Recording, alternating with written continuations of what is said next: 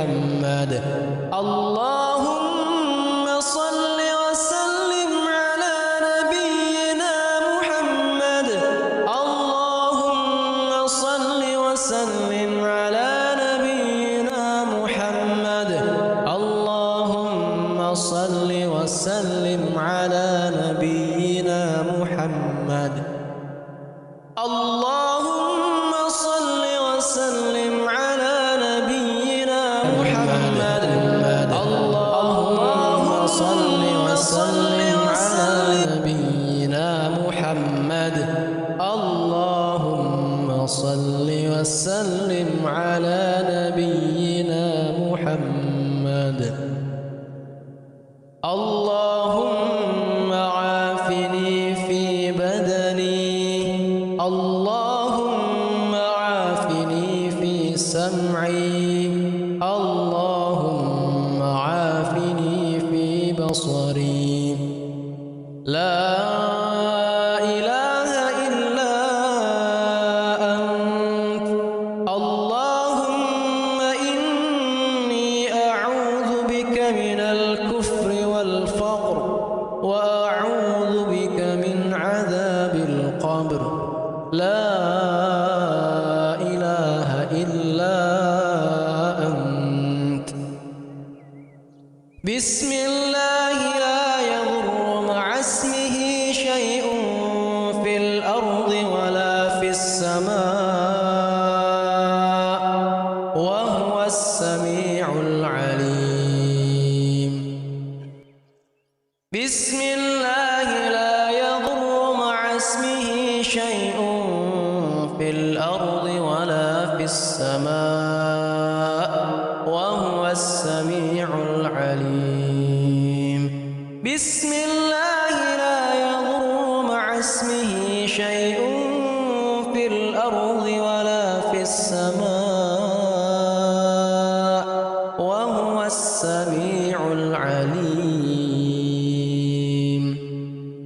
اللهم إني أسألك العفو والعافية في الدنيا والآخرة اللهم إني أسألك العفو والعافية في ديني ودنياي وأهلي ومالي اللهم استر عوراتي وآمن روعاتي اللهم احفظني من بين يدي ومن خلفي وعن يميني وعن شمالي ومن فوقي وأعوذ بعظمتك أن أغتال من تحتي اللهم عالم الغيب والشهادة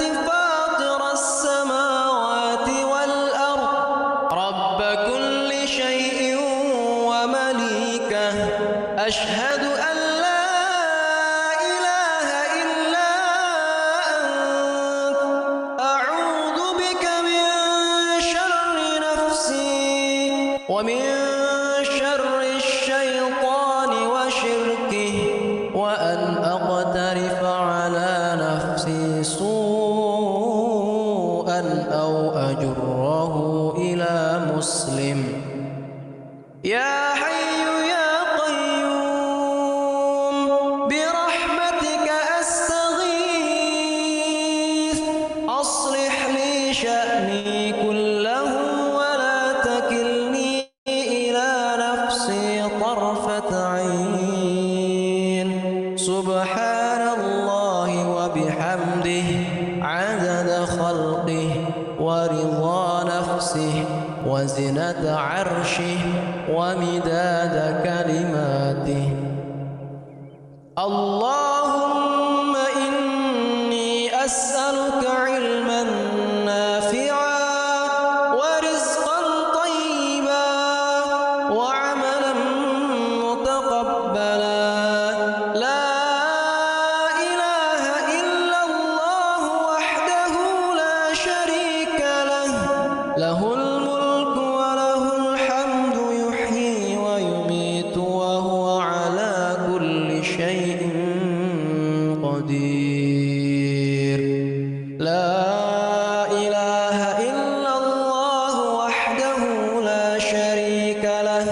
له الملك وله الحمد يحيي ويميت وهو على كل شيء قدير لا إله إلا الله وحده لا شريك له له الملك وله الحمد يحيي ويميت وهو على كل شيء قدير لا إله إلا الله وحده لا شريك له له الملك وله الحمد وهو على كل شيء قدير لا إله إلا الله وحده لا شريك له له الملك وله الحمد وهو على كل شيء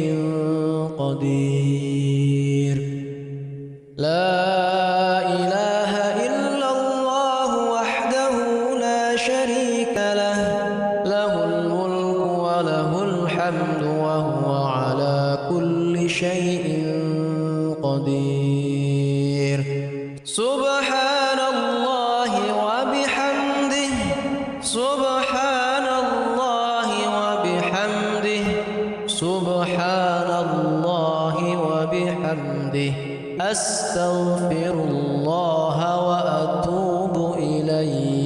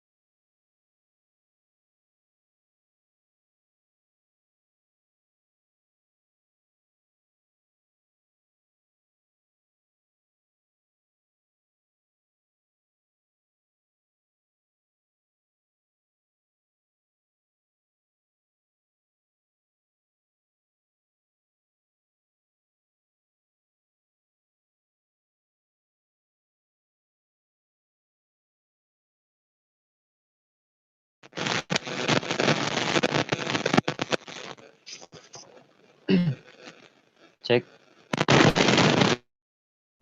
Ya, masuk.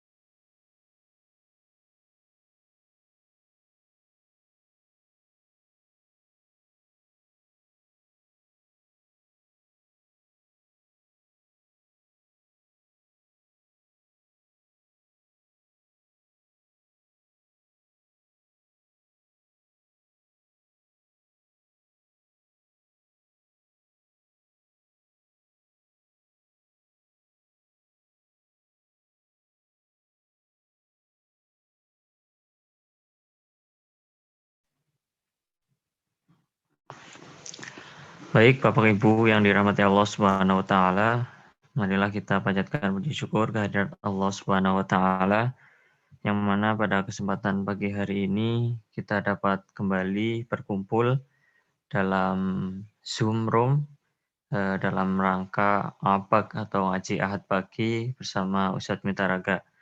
Salawat dan salam semoga tetap tercurahkan kepada baginda Muhammad Sallallahu Alaihi Wasallam.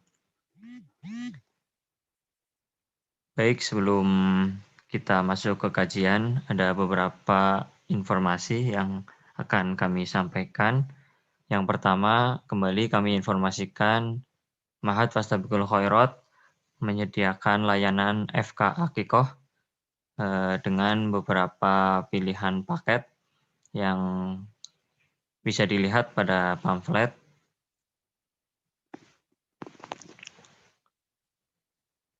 Layanan Akikoh ini sudah paket lengkap ya, dalam artian kambing beserta tim masaknya. Jadi jamaah yang memesan di FK Akikoh hanya sudah terima beres seperti itu. Kemudian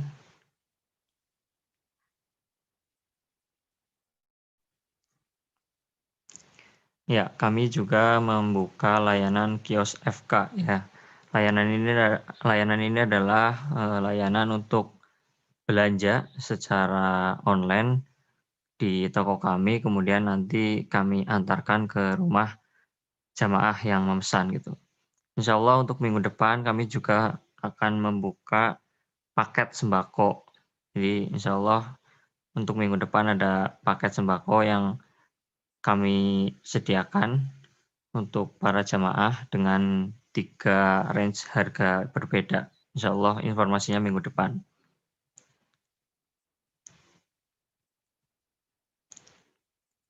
Ya, selanjutnya kami juga membuka donasi untuk kegiatan Ma'had Fastabiqul Khairat di nomor rekening 5630002175. Dana yang terkumpul akan digunakan untuk kegiatan-kegiatan dakwah Ma'had Fastabiqul Khairat.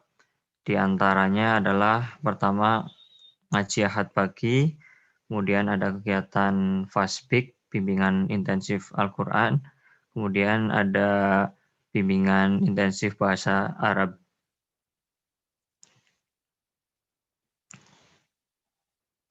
Ya, selanjutnya kami juga sedang berikhtiar untuk pembebasan lahan untuk perluasan Ma'had Fastabiqul Khairat. Mohon doanya kepada jamaah semuanya dan juga berharap ikut membantu dalam pembebasan lahan tersebut.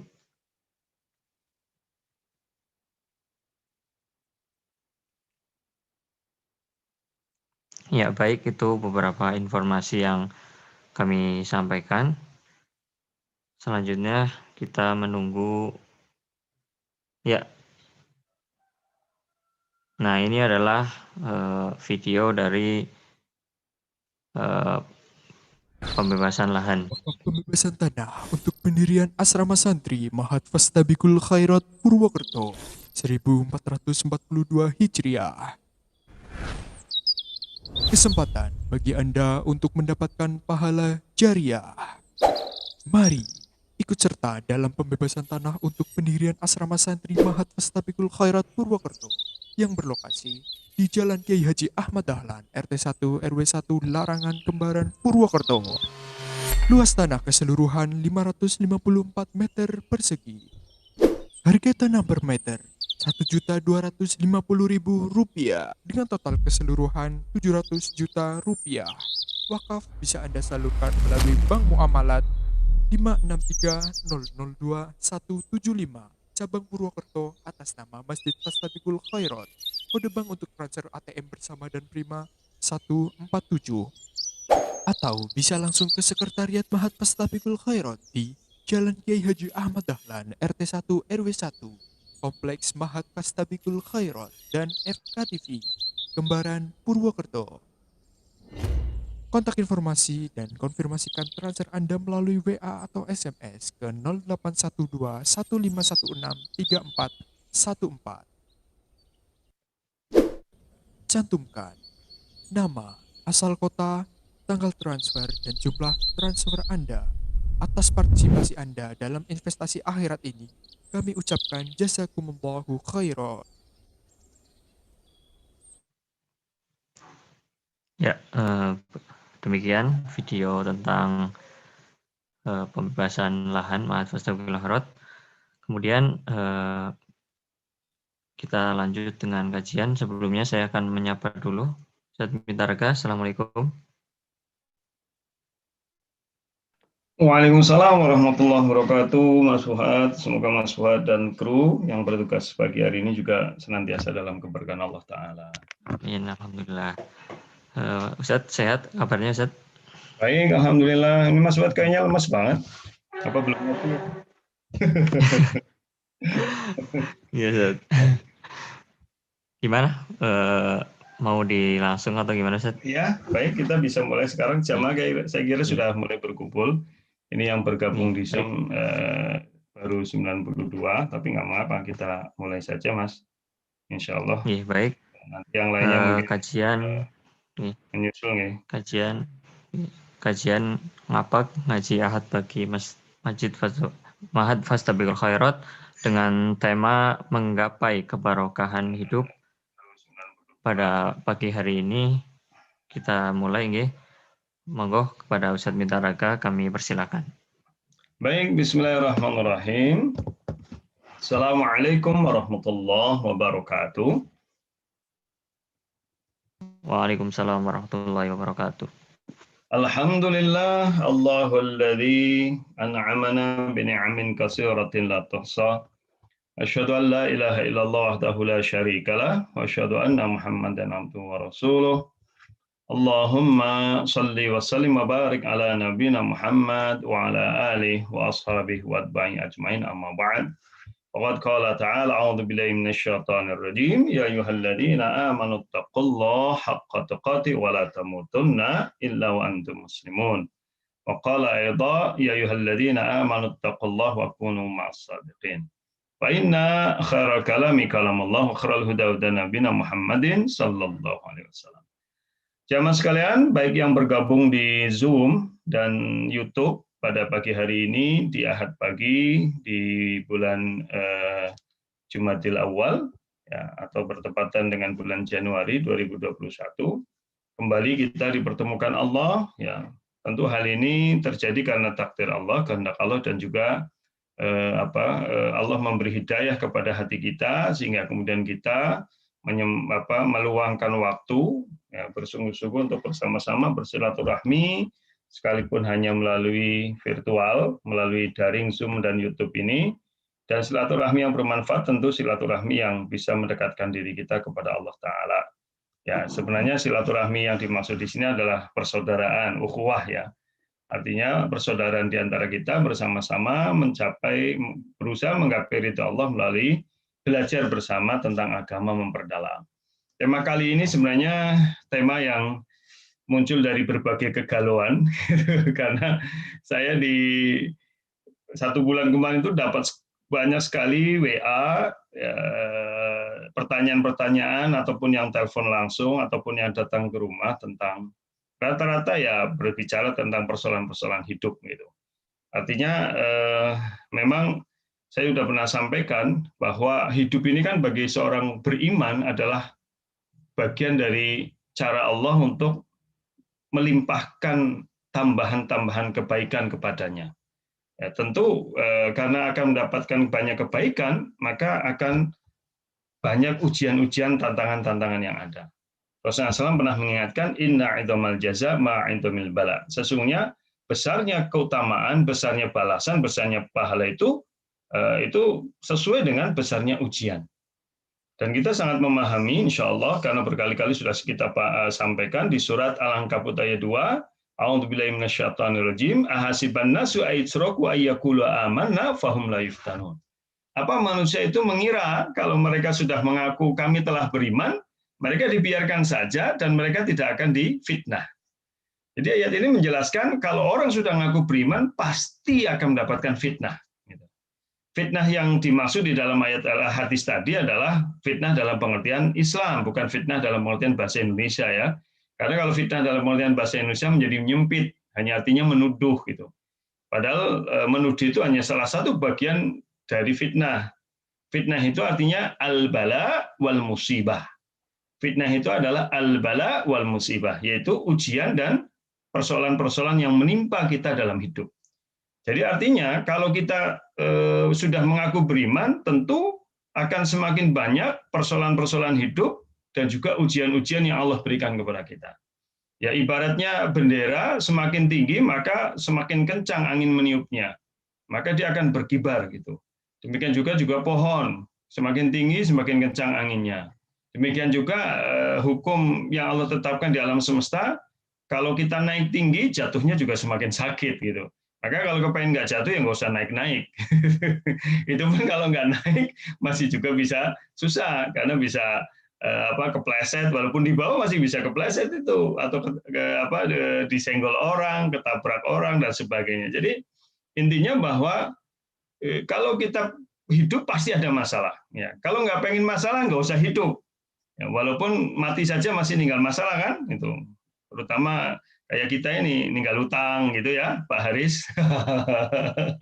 Ini yang pelaku perbankan atau Pak Giat ini atau yang lainnya yang lembaga keuangan gitu, pasti akan dapat banyak masalah gitu ya. Atau Pak Dokter ini, Pak Monte dari Gombong juga bergabung bersama kita ya. Kemudian Bu Dokter Titik, Bu Dokter Yuvana, Bu Dokter Nur Faiza dan dokter-dokter yang lain. Itu tentu banyak yang pasien yang datang juga masalah-masalah berkaitan dengan kesehatan. Atau Bu Nur Faiza seorang Bu Nur Faiza dokter juga ya, dokter anak, kemudian ada juga yang Bu Tri Rini psikiater, itu tuh banyak masalah-masalah, atau para psikolog-psikolog yang ada. Dan semuanya ya, itu termasuk Pak Camat nih, Pak Ahmad Suryanto, ngajina tuh teman Pak Ahmad. Pak Camat Sumpiyuh ini. Ya, dan yang lainnya yang nggak bisa saya sebut satu persatu, intinya orang hidup pasti punya masalah. Baik, kita tampilkan dulu ya. Sebenarnya tadinya judulnya mau saya bikin ngelalap berkah gitu ya. Ngelalap berkah urip gitu. Tapi kok kayaknya nanti dikira terlalu Jawa gitu ya. Karena yang ikut kajian kita juga ada yang dari Makassar, ada yang dari Palembang, dan dari tempat-tempat yang lain ya. Baik, ini tema kita kali ini, kita membahas ngelalap berkah urip. Jadi gitu itu sebenarnya temanya. Tapi kemudian di Indonesia kan jadi menggapai keberkahan hidup. Nah, gitu ya. Tapi sebenarnya artinya ngelalap berkah urip. Jika kepada ngelalap berkah gitu ya. Baik, kita awali kajian kita ya dengan surat ini janji Allah ya, yang Allah sampaikan di dalam surat Al-A'raf ayat 96 ya. Mudah-mudahan jamaah semuanya bisa membaca ini, maksudnya jelas terlihat ya. Mas Fuad, share-sharean dari saya terlihat nggak Mas? Sampun Ustaz. Sampun. Oh, ini Mas Bahtiar yang jawab. Ya sama ya. Yang bertugas kali ini Mas Bahtiar dan Mas Fuad ya. A'udzubillahi minasyaitonirrajim. Walau anna ahlal qura amanu wattaqau lafatahna 'alaihim barakatim minas sama'i wal ard. Walakin kadzdzabu fa'akhadnahum bima kanu yaksibun. Sekiranya penduduk suatu negeri mereka itu beriman dan bertakwa, pastilah akan kami limpahkan kepada mereka berkah dari langit dan bumi. Tetapi mereka mendustakan ayat-ayat Allah, maka kemudian akan kami siksa mereka sebab dari perbuatan mereka. Jadi pada ayat ini Allah menjelaskan, ya, di awal Allah jelaskan bahwa sekiranya penduduk suatu kampung, suatu negeri, mereka beriman dan bertakwa. Jadi ini sebenarnya kunci keberkahan dalam hidup. Ya, kunci keberkahan dalam hidup adalah bagaimana orang menjaga keimanannya dan senantiasa menjalankan keimanannya dalam semua dimensi kehidupan manusia, baik itu di lisannya, di keyakinannya, di perbuatannya, baik dia sebagai individu, dia sebagai anggota keluarga, anggota masyarakat, bagian dari kehidupan di dunia, dan juga tentu secara umum sebagai makhluk Allah Ta'ala.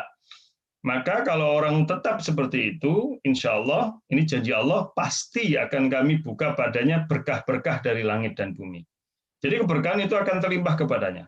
Tetapi kalau kemudian mereka tidak beriman, tidak bertakwa, tentu keberkahan itu akan dicabut. Kita lihat dulu tafsirnya. Imam As-Sa'di ya, dalam tafsirnya beliau mengatakan, ya, dzakara anna ahlal qura, Allah menyebutkan bahwa penduduk suatu negeri lau amanu biqulubihim imanan shadiqan. Seandainya mereka beriman dengan hati mereka, ya, keimanan yang shadiq, yang benar. Ini sudah pernah kita bahas ya. Dulu waktu kita kajian tema sidqul iman atau sidqul qalb, benar hati. Ya, di dalamnya ada benar iman, sudah kita bahas itu. Kriteria ukuran benar iman itu apa? Sudah pernah kita bahas. Yang mudah-mudahan jamaah masih ingat ya. Ini mudah-mudahan bukan kelompok jamaah yang tulen ya, metu kelalen. Kalau ngaji di masjid, metu kang masjid. Kalau ngaji di Zoom, metu kang Zoom terus kelalen ya, jangan ya. Ini insya Allah bukan jamaah tulen, tapi jamaah temenan itu. Jangan-jangan malah urung tulen, urung metu wis kelalen. Insya Allah enggak lah ya. Mudah-mudahan masih ingat dulu kita bahas kriteria apa sih kriteria iman yang benar kepada Allah. Itu dulu pernah kita sampaikan, diantaranya keyakinan tidak boleh ada keraguan. Jadi kalau sudah iman pasti tidak ada keraguan. Kedua, keimanannya harus dijaga, tidak boleh bercampur dengan kedzoliman. Kedzoliman dalam masalah keimanan adalah kesyirikan, kekufuran, kenifakan gitu ya. Itu sudah pernah kita bahas. Jadi tidak boleh iman bercampur dengan syirik, dengan kufur, dengan nifak. Sudah pernah kita bahas dulu. Ya, kemudian yang yang ketiga, orang yang imannya benar itu apa? Wajahadu bi amwalihim wa anfusihim fisabilillah. Ya, itu kita dulu bahas dari surat Al-Hujurat ayat 15. Mereka mengerahkan segenap daya dan upayanya di jalan Allah. Jadi untuk beriman di jalan Allah Ta'ala. Ya. Kemudian shadaqathul a'mal. Nah ini bentuk keimanan mereka yang benar adalah shadaqathul a'mal. Dibenarkan tanda keimanan itu dengan amalan-amalan. Dan amalan di dalam Islam ini sudah pernah kita bahas terkait dengan amalan hati dan amalan fisik ya. Nah, kalau amalan hati tentu hal-hal yang berkaitan dengan keyakinan ya. Kemudian kalau amalan fisik yang berkaitan dengan lisan maupun dengan anggota tubuh kita. Wasta'malu taqwallahi ta'ala zahiran wa batinan bitarki jami' ma haramallahu. Dan mereka menggunakan ketakwaan kepada Allah ini secara lahir dan batin ya, untuk meninggalkan semua yang Allah haramkan. Li fathi alaihim barakatis samai wal ard. Sebagai kunci pembuka keberkahan hidup dari langit maupun bumi. Ya, contohnya, misalkan Imam Syafi'i di sini menyebutkan bentuk keberkahan hidup dari langit itu apa? Farsalas samaa alaihim midrara. Allah mengirimkan hujan dari langit dengan midrara, dengan deras. Tapi hujan ini yang mendatangkan keberkahan, bukan mendatangkan siksa. Wa ambatalahum minal ardi ma bihi ya'ishuna wa ta'ishu bahaimihim. Dan menumbuhkan untuk mereka di bumi ya ma bihi ya'ishun, yang kemudian hasil tumbuhan yang di bumi ini akan membuat mereka hidup ya, membuat kita hidup. Wa ta'ishu bahaimim, dan juga hidup binatang-binatang ternak mereka. Fi akhsabi 'aishin wa a'zari rizkin. Dalam kehidupan yang subur dan juga dalam rezeki yang a'zar, yang deras. Jadi intinya kehidupan kita jadi kalau bahasa kita gemah ripah loh jinawi lah begitu ya. Min ghairi ana'in wala ta'bin ya. Jadi tanpa kelelahan, tanpa gundah gulana, wala kitin wala nasabin. Jadi tanpa keresahan, kegundahan, gula-gula. Kalau bahasa kita ya tanpa kegabutan, tanpa kegalauan, dan tanpa gelisah galau merana gitu kan. Jadi begitu ya. Jadi ini akan membuat kita kemudian kalau sudah Allah menurunkan berkah dari langit dan di bumi, itu kehidupan sangat membahagiakan. Itu gampangnya begitu. Kemudian Ibnu Abbas rahimahullah ya, dikutip oleh Imam Al-Qahtani dalam kitab Nurut Taqwa halaman 4 dan 5, beliau mengatakan apa? Ibnu Abbas radhiyallahu anhu berkata, sesungguhnya amal kebaikan akan menjadikan wajah bercahaya. Nah ini. Jadi ini ciri-ciri orang yang mendapatkan keberkahan hidup yang ya, itu adalah wajahnya bercahaya. Bercahaya itu nggak harus putih, nggak harus pakai whitening, ya, nggak harus pakai cefuk, tulji, oil of ulay gitu ya. Pond's maupun yang lain atau produk-produk dari pemutih whitening. Ini biasanya emak-emak ini. Jadi kalau pengen glowing dan kinclong itu tidak harus dengan itu. Glowingin dulu hati kita, pikiran kita. Kalau udah hati kita lapang, pikiran kita tidak sempit, maka insya Allah wajah kita glowing lah. Ya, ini kayak bapak-bapak ini awal tahun kok kayaknya wajahnya pada suram-suram. Ini karena apa? Entong duitnya. Tapi kalau kemudian kita tenang menghadapi kehidupan, insya Allah ini. Jadi ciri orang yang mendapatkan keberkahan hidup, kata Ibnu Abbas, wajahnya bercahaya. Sekali lagi, bercahaya bukan berarti harus putih ya, tetapi dia berseri-seri. Ya, dia selalu menatap masa depan dengan optimis ya, dan dia selalu melihat segala persoalan itu juga dengan optimis karena yakin kalau dia berpegang teguh pada ketentuan Allah, yakin kepada Allah akan diselamatkan dari berbagai ujian. Hati juga bersinar. Nah ini kan sudah kita bahas dulu dalam Sidqul Qalb. Jadi sebenarnya yang hati ini sebagai generator manusia. Jadi kalau udah hatinya lancar, ya hatinya gembira, senang, maka insya Allah semuanya akan senang, kan gitu. Kemudian rezekinya akan luas. Ini jadi bukan sekedar banyak, tetapi luas. Jalan-jalan rezeki itu dari mana saja. Jadi tidak sempit pandangan kita. Rezeki itu hanya sekedar harta dalam pengertian uang, bukan. Tapi rezeki luas, ya.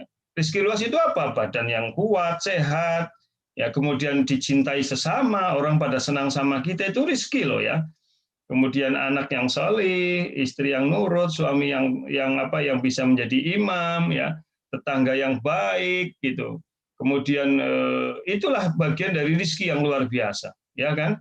Nah, kemudian sebaliknya, sesungguhnya kemaksiatan akan membuat wajah menjadi kelam. Tuh. Jadi kalau orang kemudian identik ya, kalau orang banyak maksiat wajahnya menjadi surem gitu. Ya, hati menjadi gelap. Ya, dulu pernah saya sampaikan penyebab hidup tambah susah itu karena pikiran yang sempit dan hati gelap gitu. Jadi kalau udah pikiran sempit, hati gelap, ya sudah kehidupan akan terasa gelap. Badan menjadi lemah itu udah otomatis. Kalau hati sudah susah, gundah gulana, gabut, gelisah, galau merana, biasanya badannya juga akan lemah. Kemudian karena udah lemah, dia jadi pesimis terhadap segala sesuatu, maka kemudian rizkinya berkurang. Bentuk rizkinya apa? Ya tubuhnya nggak sehat, orang melihat dia kan juga nggak enak. Kalau kita melihat orang wajahnya suram kan juga nggak enak. Makanya Rasulullah kan mengingatkan bahwa la tahqiruna minal ma'ruf syai'an walau an talqa'ahu biwajhin thaliq. Jangan kalian meremehkan kebaikan sekalipun itu kelihatan kecil ya. Yaitu apa? Oh, bertemu dengan orang lain biwajhin thaliq. Wajhin tolik itu dengan wajah yang tolik. Tolik itu yang ceria, yang semringah. Tidak harus senyum. Semringah saja, ceria saja, itu suatu hal yang nggak boleh diremehkan, kata Rasulullah. Kenapa? Ternyata hikmahnya, kalau orang ceria, orang semringah, maka akan memberikan efek pada dirinya sendiri maupun orang-orang yang di sekitar dia. Yaitu efeknya apa? Efeknya akan juga istilahnya itu nular. Ya. Jadi menular. Ya, jadi kalau kita ceria, nular ke orang lain itu. Tapi kebalikannya, ya, kalau kita nggak ceria, tentu akan juga nular. Makanya kenapa kalau dalam pelayanan pabrik itu ya, semuanya harus wajahnya ceria gitu kan? Kenapa pelayan-pelayan toko ceria, sales selalu ceria gitu kan? Kemudian front office di kantor-kantor itu harus selalu tersenyum, ceria ya, karena akan membawa dampak pada orang lain. Seorang pimpinan juga harus jangan cemberut terus, harus ceria lah ini. Jadi ini efeknya begitu. Baik, kemudian kita bahas sesuatu yang sering kita sebutkan, tapi kadang kita belum tentu paham betul-betul maknanya. Kita sering mendengar kata barokah ya, kemudian di bahasa Jawa kan jadi berkah, bahasa Indonesianya. Bahkan di Jawa ada khusus, ada istilah berkat, nah, itu anggar kepungan ini berkat. Dan itu sebenarnya juga diambil dari kata bahasa Arab namanya barokah. Dan kita sering ya, sekarang alhamdulillah sudah nuansa keislaman sangat terlihat. Sekarang kalau ada orang apa-apa kita mengucapkan barokallah gitu kan. Kalau ada orang menikah, barakallahu lak wa baraka alaik wa jama'a bainakuma fi khair. Barokallah gitu ya. Apa sebenarnya sih arti barokah gitu? Bahkan barokah ini istilahnya sudah menjadi sesuatu yang mungkin kata-kata yang salah satu kata yang sering kita sebut dalam keseharian. Apa barokah? Kita lihat barokah secara bahasa dari kata Al-barakatu yaitu ta'ni takatsarul khairu wa nama'uhu wastiqraruhu wastimraruhu. Ini diambil dari Kamus Bahasa Arab Mukhtarus Shihah halaman 49, Mu'jamul Wasit halaman 52, buku kitab Mufradat fi Gharibil Quran halaman 24, Mu'jam Maqayisil Lughah punya Ibnu Faris halaman 230. Jadi yang namanya berkah itu secara bahasa takatsarul khairu, kebaikan yang banyak. Wa nama'uhu, dan terus tumbuh berkembang. Wastiqraruhu, dan tetap menetap.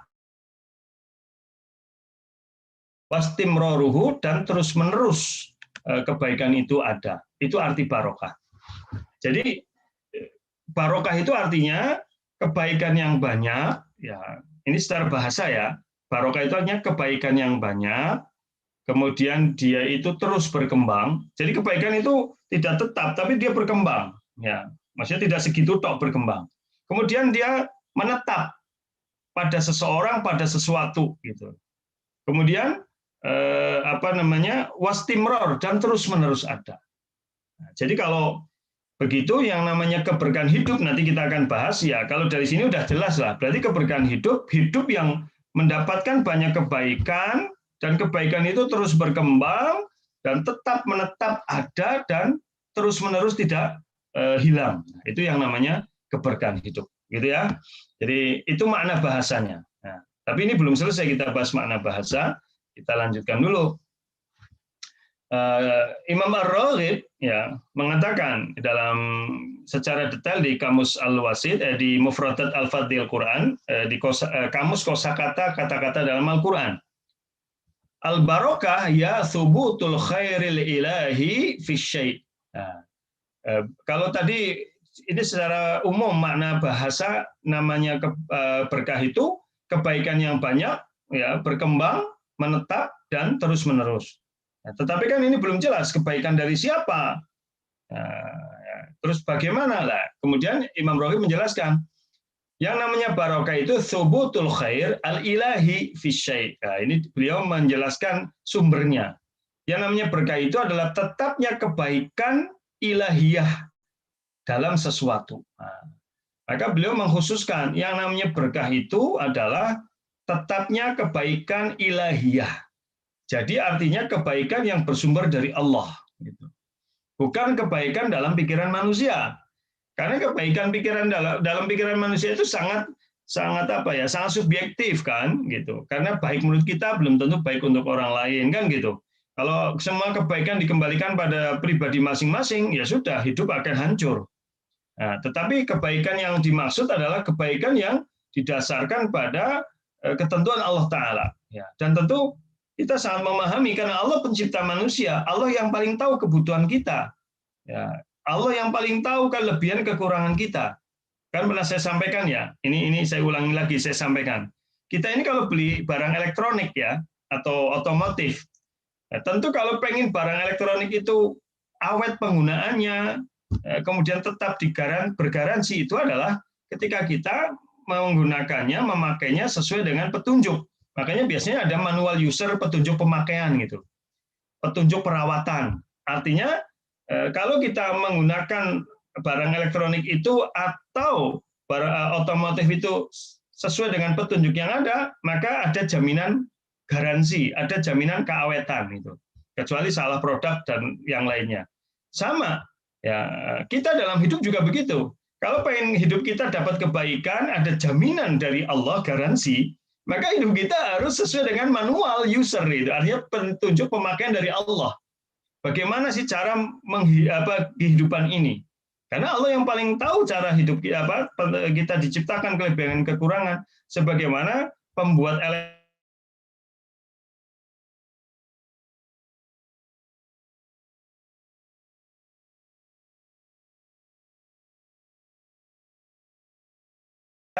pasti garansi dari dealer dicabut, garansi dari pabrik dicabut. Nah, apabila kerusakan nggak bisa mengklaim. Nah, itu ya. Dan tentu ya kalau tidak sesuai petunjuk lebih banyak rusaknya. Hidup apalagi. Nah, kalau kita hidup nganggo karepe dewek hawa nafsu, ya tidak ada jaminan Allah cabut garansinya.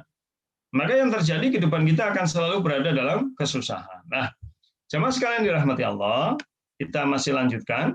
Ya, beliau mengatakan, Qaula ta'ala, lah itu Imam Raghib kemudian menyebut kata berkah seperti yang di surat Al-A'raf 96 yang tadi kita bahas. Walau anna ahlal qura amanu wattaqaw la fatahna 'alaihim barakatim minas samai wal ard itu.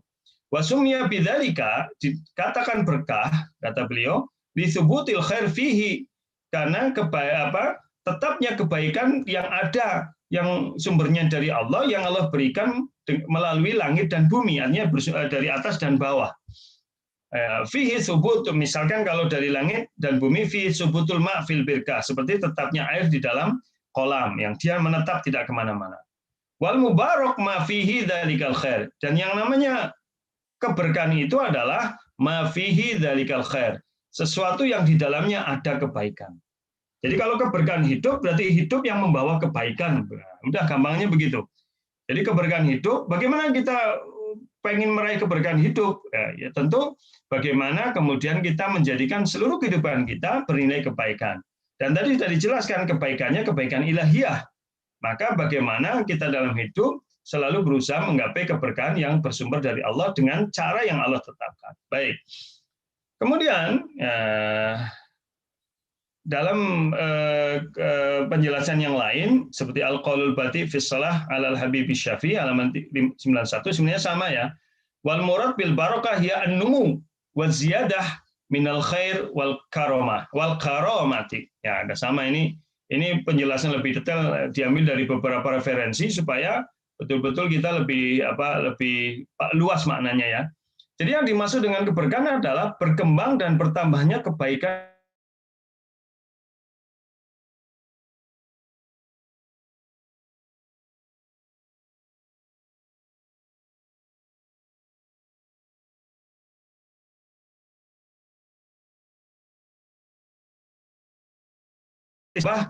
ada penjelasan lagi, berkembang dan bertambahnya kebaikan dan kemuliaan.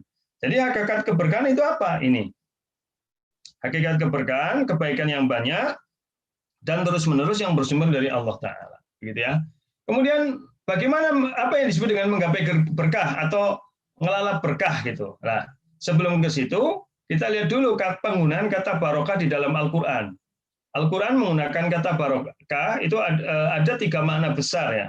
Yang saya sebut di sini 3 saja. Yang pertama, Allah menggunakan kata berkah untuk menunjukkan anugerah ketetapan anugerah Allah atas suatu kaum. Ya.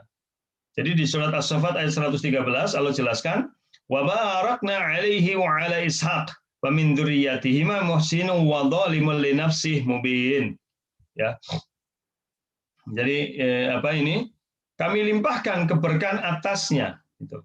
Dan atas Ishak, dan di antara anak cucunya ada yang berbuat baik, ya, dan ada juga yang berbuat zalim terhadap dirinya sendiri dengan nyata.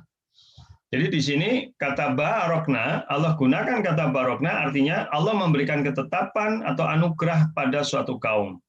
Nah, ketetapan apa? Tentu ketetapan kebaikan, gitu ya. Kemudian kedua, kata barokah digunakan untuk makna khairatul ilahiyah, kebaikan ilahi. Ya, tadi sebenarnya sudah dijelaskan secara bahasa ya, tapi ini kita lihat penggunaannya di dalam Al-Quran. Ya, namanya juga ini kajian. Ya, kalau namanya kajian ya kita harus berusaha untuk mengkaji secara detail walaupun tidak detail-detail amat ya. Nanti kalau detail-detail amat pokoknya dengan puyeng gitu. Jadi yang mudah dipahami lah insya Allah gitu ya. Jadi lanjutannya di sini contohnya surat Al-Mu'minun ayat 14. Ya, di surat Al-Mu'minun ayat 14, di sini ada kata-kata fatabaraka, walaupun diterjemahkan dengan maha suci ya, tetapi sebenarnya artinya maha pemberi berkah. Ya, kita lihat misalkan di surat ayat ini, tsumma khalaqnan nutfata 'alaqatan fa khalaqnal 'alaqata mudghatan fa khalaqnal mudghata 'idhaman fa qasawnal 'idhama lahman tsumma ansha'nahu khalqan akhar fatabarakallahu ahsanul khaliqin. Jadi pada kata-kata ini ya, pada ayat ini maksud saya Allah jelaskan, kemudian air mani itu kami jadikan segumpal darah, lalu segumpal darah itu kami jadikan segumpal daging, dan segumpal daging itu kami jadikan tulang belulang, lalu tulang belulang itu kami bungkus dengan daging, kemudian kami jadikan dia makhluk yang berbentuk lain. Maka maha suci Allah pencipta yang paling baik. Maksudnya Allah menciptakan manusia itu dalam kebaikan yang datangnya dari Allah Ta'ala. bagaimana prosesnya dari saripati tanah menjadi saripati tanah itu menjadi air mani, kemudian bisa menjadi manusia, yang kemudian manusia tumbuh berkembang. Ini terjadi karena kebaikan dari Allah Ta'ala, maksudnya begitu. Kemudian yang terakhir, kata berkah itu juga artinya kesucian, kemuliaan, dan keagungan. Ya, itu untuk menunjukkan bahwa kebaikan itu suci, kebaikan itu mulia, kebaikan itu agung, karena kebaikan yang hakiki sumbernya dari Allah.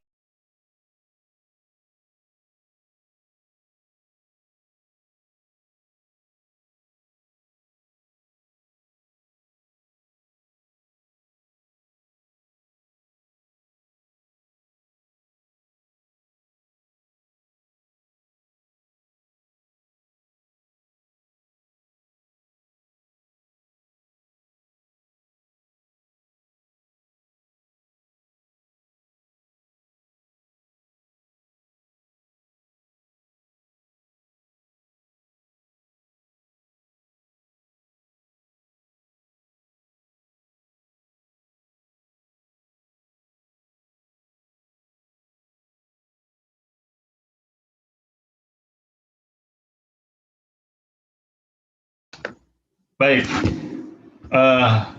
halo, tadi hilang ya, Mas? Ya Ustaz, tadi nggak ada suaranya. Ya, mohon maaf tadi sinyal di tempat saya tiba-tiba hilang ini. Ya, sinyal saya tiba-tiba hilang. Nah, ini masuk lagi. Jadi slide-nya hilang ya, share-nya. Baik, sudah saya munculkan lagi ya. Iya, sudah Ustaz. Baik, mohon maaf ya, tadi ada gangguan teknis karena sinyalnya hilang ternyata. Baik, sekarang udah muncul lagi, saya lanjutkan. Penjelasan ayat surat Al-Mulk ayat 1 ya. Baik. Kemudian lanjut saya ulangi ya. Jadi yang disebut tabarokah, yang kemudian terjemah, kadang kan memang terjemahan bahasa Indonesia tidak mencakup. Ya, maka tabarokah ini sebenarnya bukan artinya sebatas maha suci, tapi disebutkan ta'adzama wa ta'ala. Maha agung, maha tinggi, katsura khairuhu, banyak kebaikannya, wa amma ihsanuhu, meluas kebaikannya, min azamatihi, ya, dari keagungannya itu, an nabiyatihi malakul alam, bahwa di tangannya lah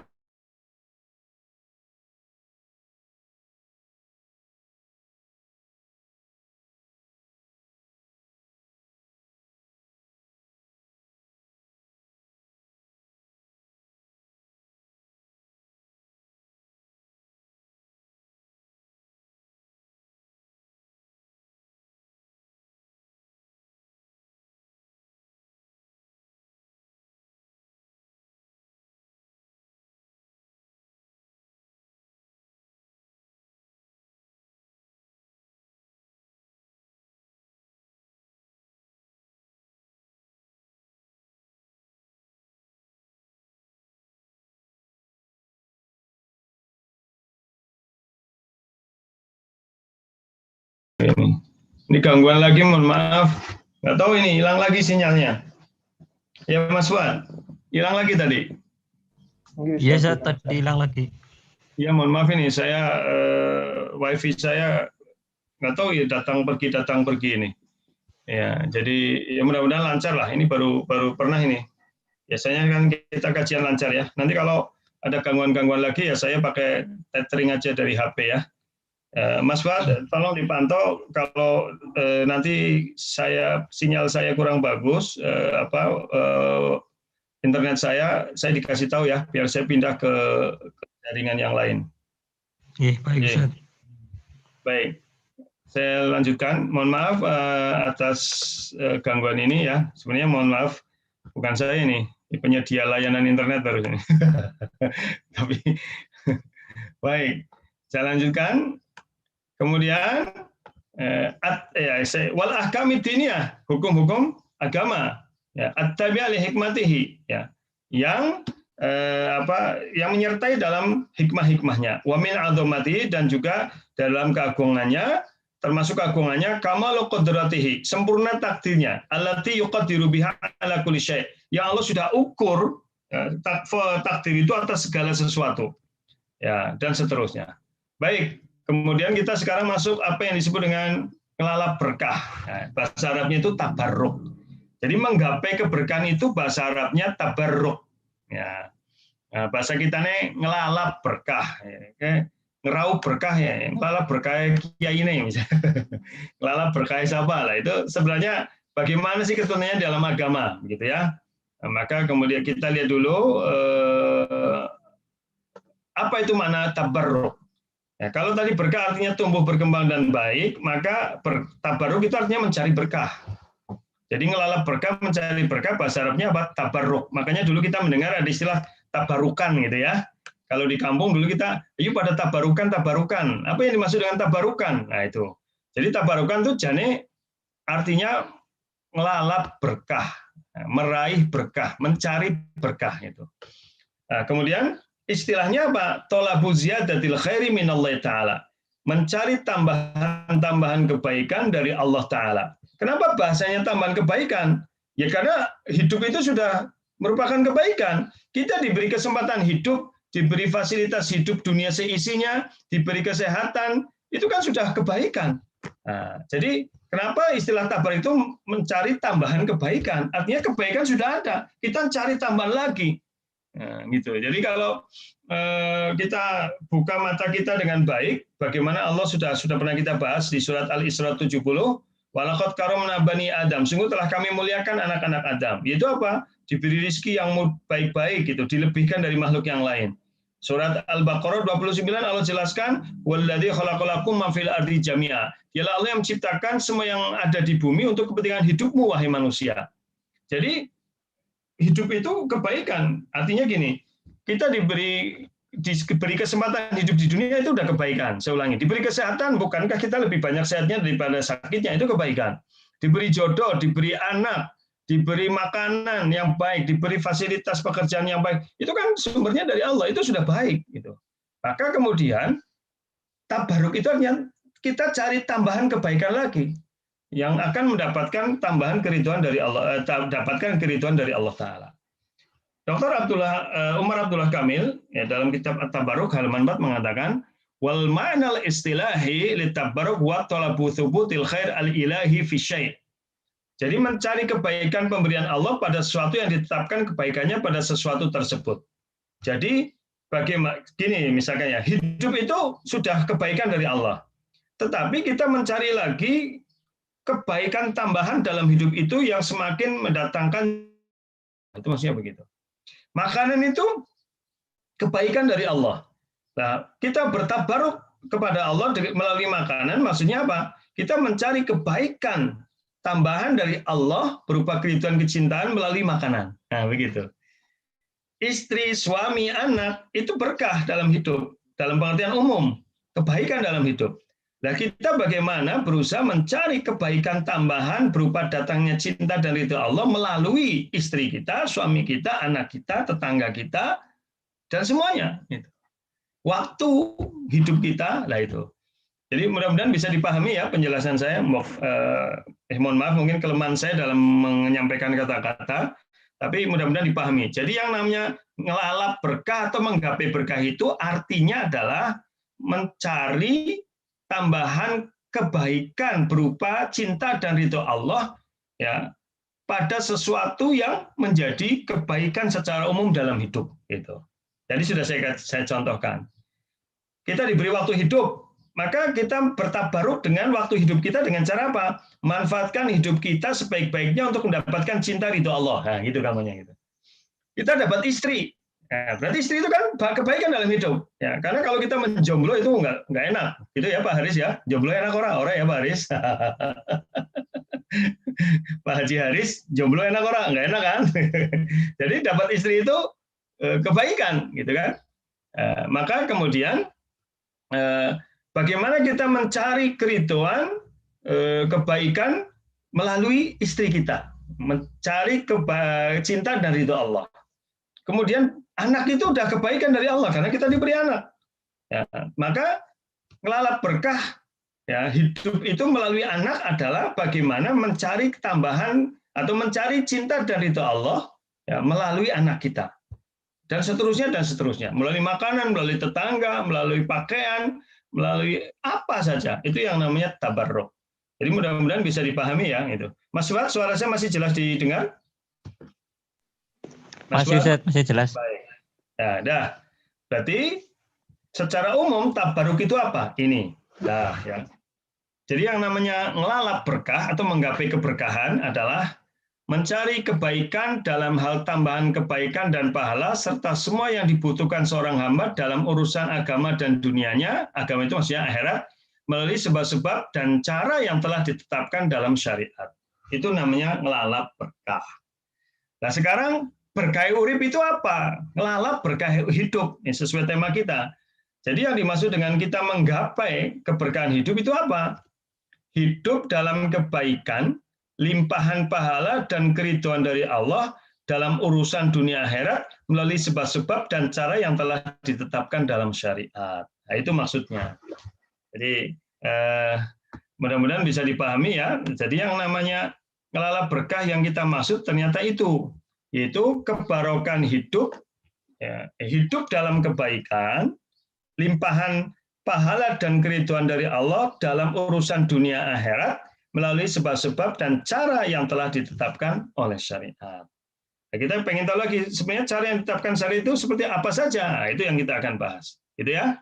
Baik, jamaah sekalian yang dirahmati Allah, ada beberapa kaidah yang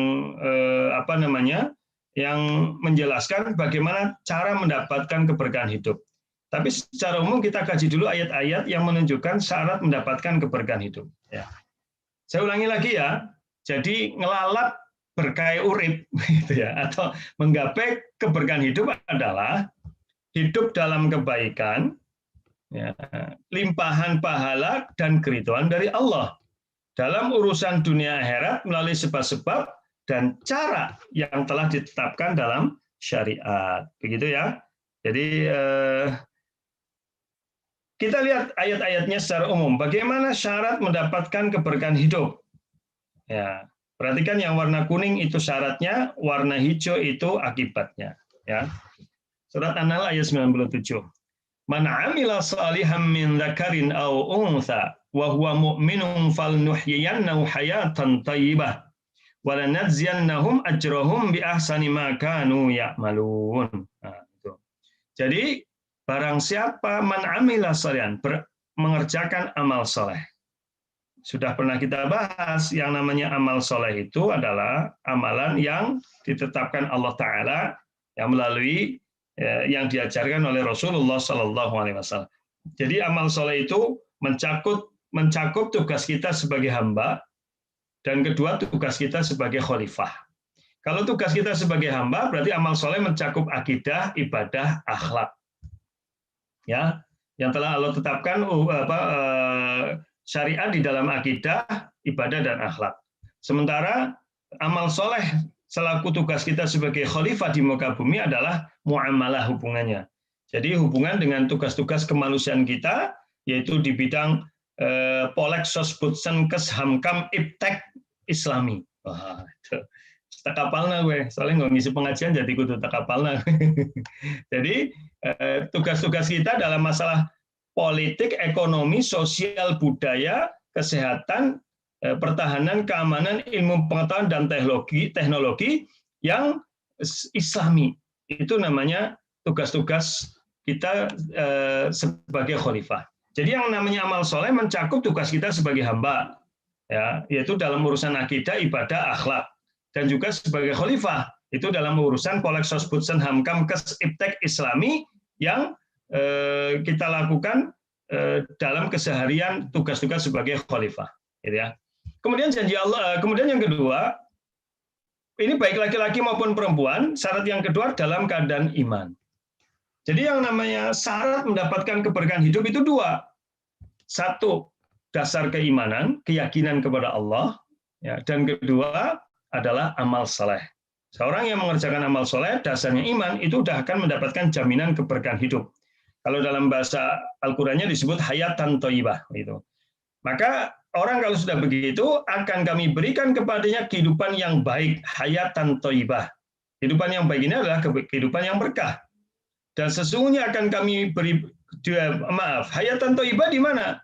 Di dunia. Kemudian di akhirat akan kami beri balasan pada mereka dengan pahala yang lebih baik dari apa yang telah mereka kerjakan. Jadi tambah keberkahannya di situ. Jadi kalau orang dalam hidup itu dasarnya iman, beramal saleh, maka akan dapat jaminan hayatan thayyibah di dunia. Kemudian di akhirat ditambah lagi kebaikannya. Jadi di dunia sudah kepenak, tambah lagi di akhirat. Gitu. Itu surat An-Nahl ayat 97. Kita lihat dalam tafsirnya bagaimana. Ya. Dalam tafsirnya disebutkan begini. Ya, satu-satu ini mohon maaf sekali saya tidak sempat menulis terjemahannya. Tapi saya jelaskan dengan lisan ya. Jadi kalau ada jamaah yang kemarin sempat Ustadz, tolonglah itu terjemahnya jangan Mas host, sebentar ya, sebentar. Enggak, Ustadz. Kenapa?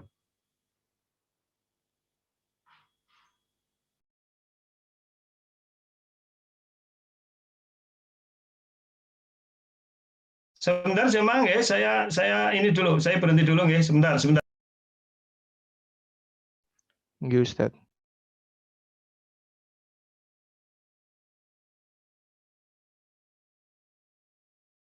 Mas, diangkat telepon saya, Mas, ada hal yang penting.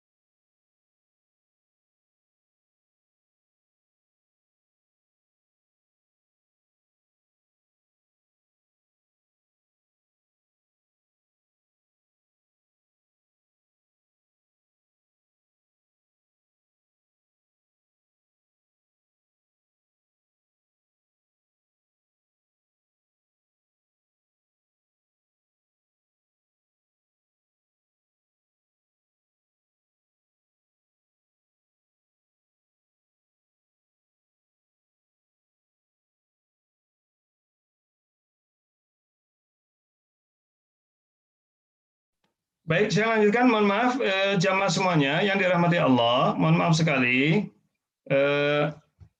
Yang pakai Zoom terutama bagi ibu-ibu yang tidak menutup aurat, tolong kameranya dimatikan ya. Bagi ibu-ibu yang tidak menutup aurat, tolong kameranya dimatikan karena nanti bisa dilihat oleh semua orang yang ada di Zoom ini. Nun sewu nggih, bagi ibu-ibu yang tidak menutup aurat, mungkin lagi disambi nyetrika, ngelempit kelambi, sambi masak, tolong dimatikan kameranya. Maksudnya kamera jenengan, bukan kamera saya. Kamera jenengan dimatikan sehingga kemudian jenengan tidak terlihat. Gitu nggih? Mohon maaf. Baik, saya lanjutkan. Itu. Mas Bahtiar, sudah? Sabun, Ustadz. Baik. Oke, itu Mas Bah, tolong ditulis di kolom chat, Mas, untuk jamaah kita. Siap, Ustadz. Baik. Saya lanjutkan ya, Bapak Ibu yang dirahmati Allah. Jadi di sini falnuhyan, kita penjelasan dalam tafsir bagaimana bahwa orang yang mendapatkan kehidupan yang baik itu seperti apa? Falnuhyan hayatan thayyibah wa dzalika, bentuk keberkahan hidup itu apa? Nah, ini penting sekali. Jadi dalam yang disebut dengan kehidupan yang baik menurut Islam itu apa? Ternyata disebutkan oleh Allah Ta'ala, hayatan thayyibah itu dijelaskan oleh para ulama, wadzalika, yang namanya hayatan thayyibah, hidup penuh berkah itu apa? Bituma'ninati qalbihi, dengan hati yang tumakninah, hati yang tenang. Bahasa kita atine ora kemrungsung, ngelesa. Nah, ngerti ngelesa ora? Tahu ngelesa nggak? Jadi hatinya ngelesa, orang kemurungsung. Jadi orang yang mendapatkan keberkahan hidup itu cirinya hatinya ngelesa, tidak kemurungsung. Ya. Wasukunu nafsihi, dan jiwanya tenang. Gitu. Jadi hatinya tumakninah, jiwanya tenang. Artinya hawa nafsunya terkendali. Wa adamu iltifatihi lima yashushu alaihi qalbuhu, dan tidak berpaling, maksudnya adamu iltifat itu tidak nengok-nengok gitu. Ya, tidak nengok-nengok lima yashushu alaihi qalbu, padahal yang bisa mengganggu ketenangan hatinya. Jadi yang namanya hidup berkah itu hatinya tenang, jiwanya damai, dan dia tidak berpaling. Ya, maksudnya tidak melihat, tidak nengok-nengok kepada hal-hal yang bisa merusak kedamaian hatinya. Wa yarzuquhullahu rizqan hasanat thayyiba, dan Allah akan memberikan kepadanya rizki. Sekali lagi, rizki bukan hanya uang, bukan hanya harta, tetapi seluruh thayyiba yang baik, min haitsu la yahtasib, dari arah yang tidak dia duga. Jadi di dalam ayat ini, di dalam penjelasan Imam As-Sa'di di sini jelaskan, hidup penuh berkah itu adalah ketika orang hatinya tenang, jiwanya terkendali, dan dia tidak nengok-nengok lagi yang bisa merusak ketenangan hatinya. Jadi tidak istilahnya itu ya segera move on, tidak ngungkit-ngungkit apa yang telah terjadi begitu. Sing wis ya wis begitu ya. Kemudian tidak mudah membanding-bandingkan dengan orang lain. Dia hanya mensyukuri semua nikmat yang Allah berikan padanya. Gitu. Maka kemudian dia akan mendapatkan balasan yang luar biasa di akhirat.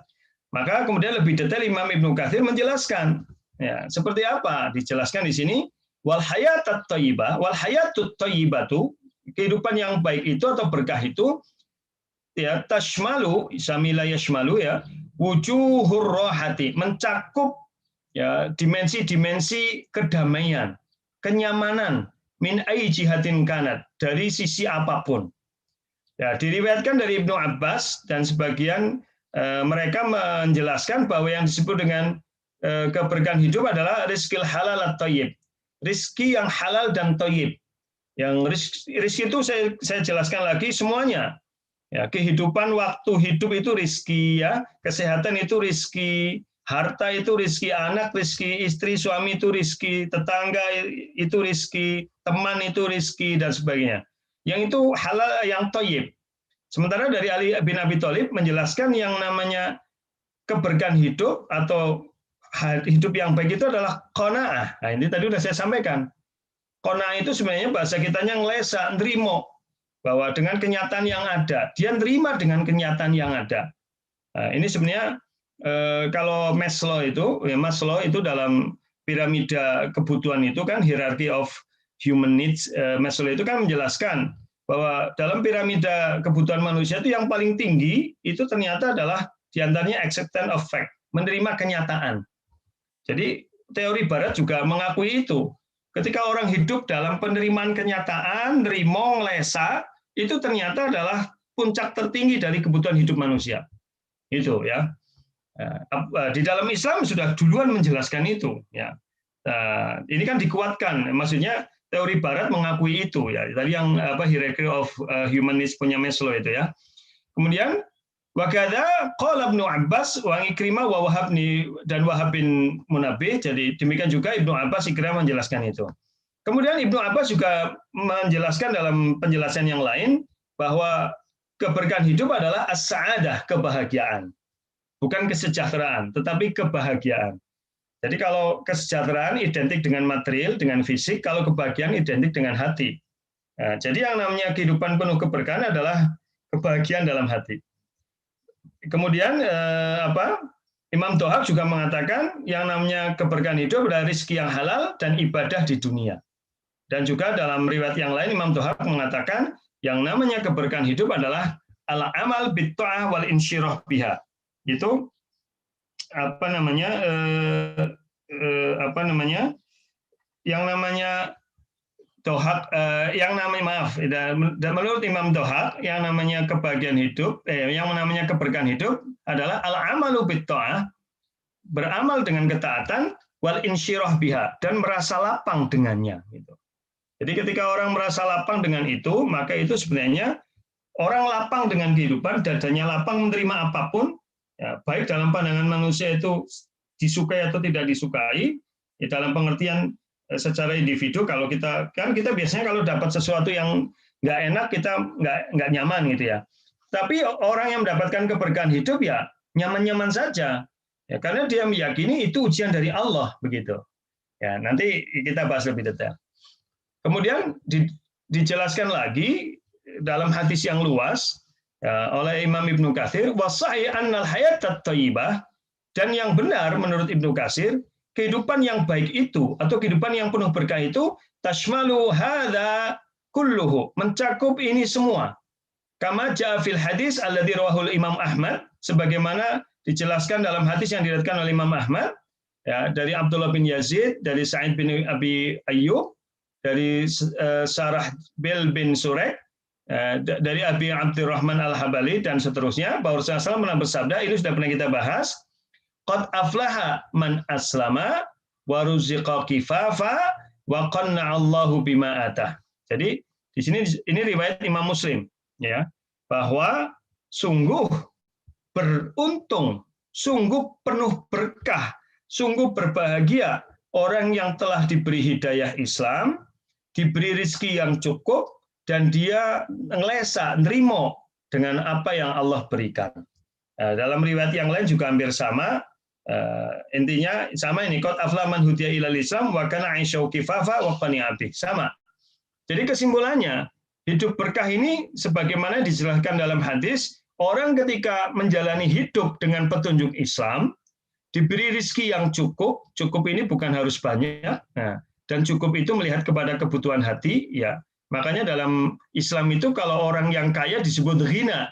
Ghina itu orang yang merasa cukup. Sedangkan orang yang butuh-butuh terus disebut fakir. Jadi fakir, ada juga orang yang secara harta banyak tapi merasa kurang terus, itu namanya orang fakir, bukan orang kaya gitu ya.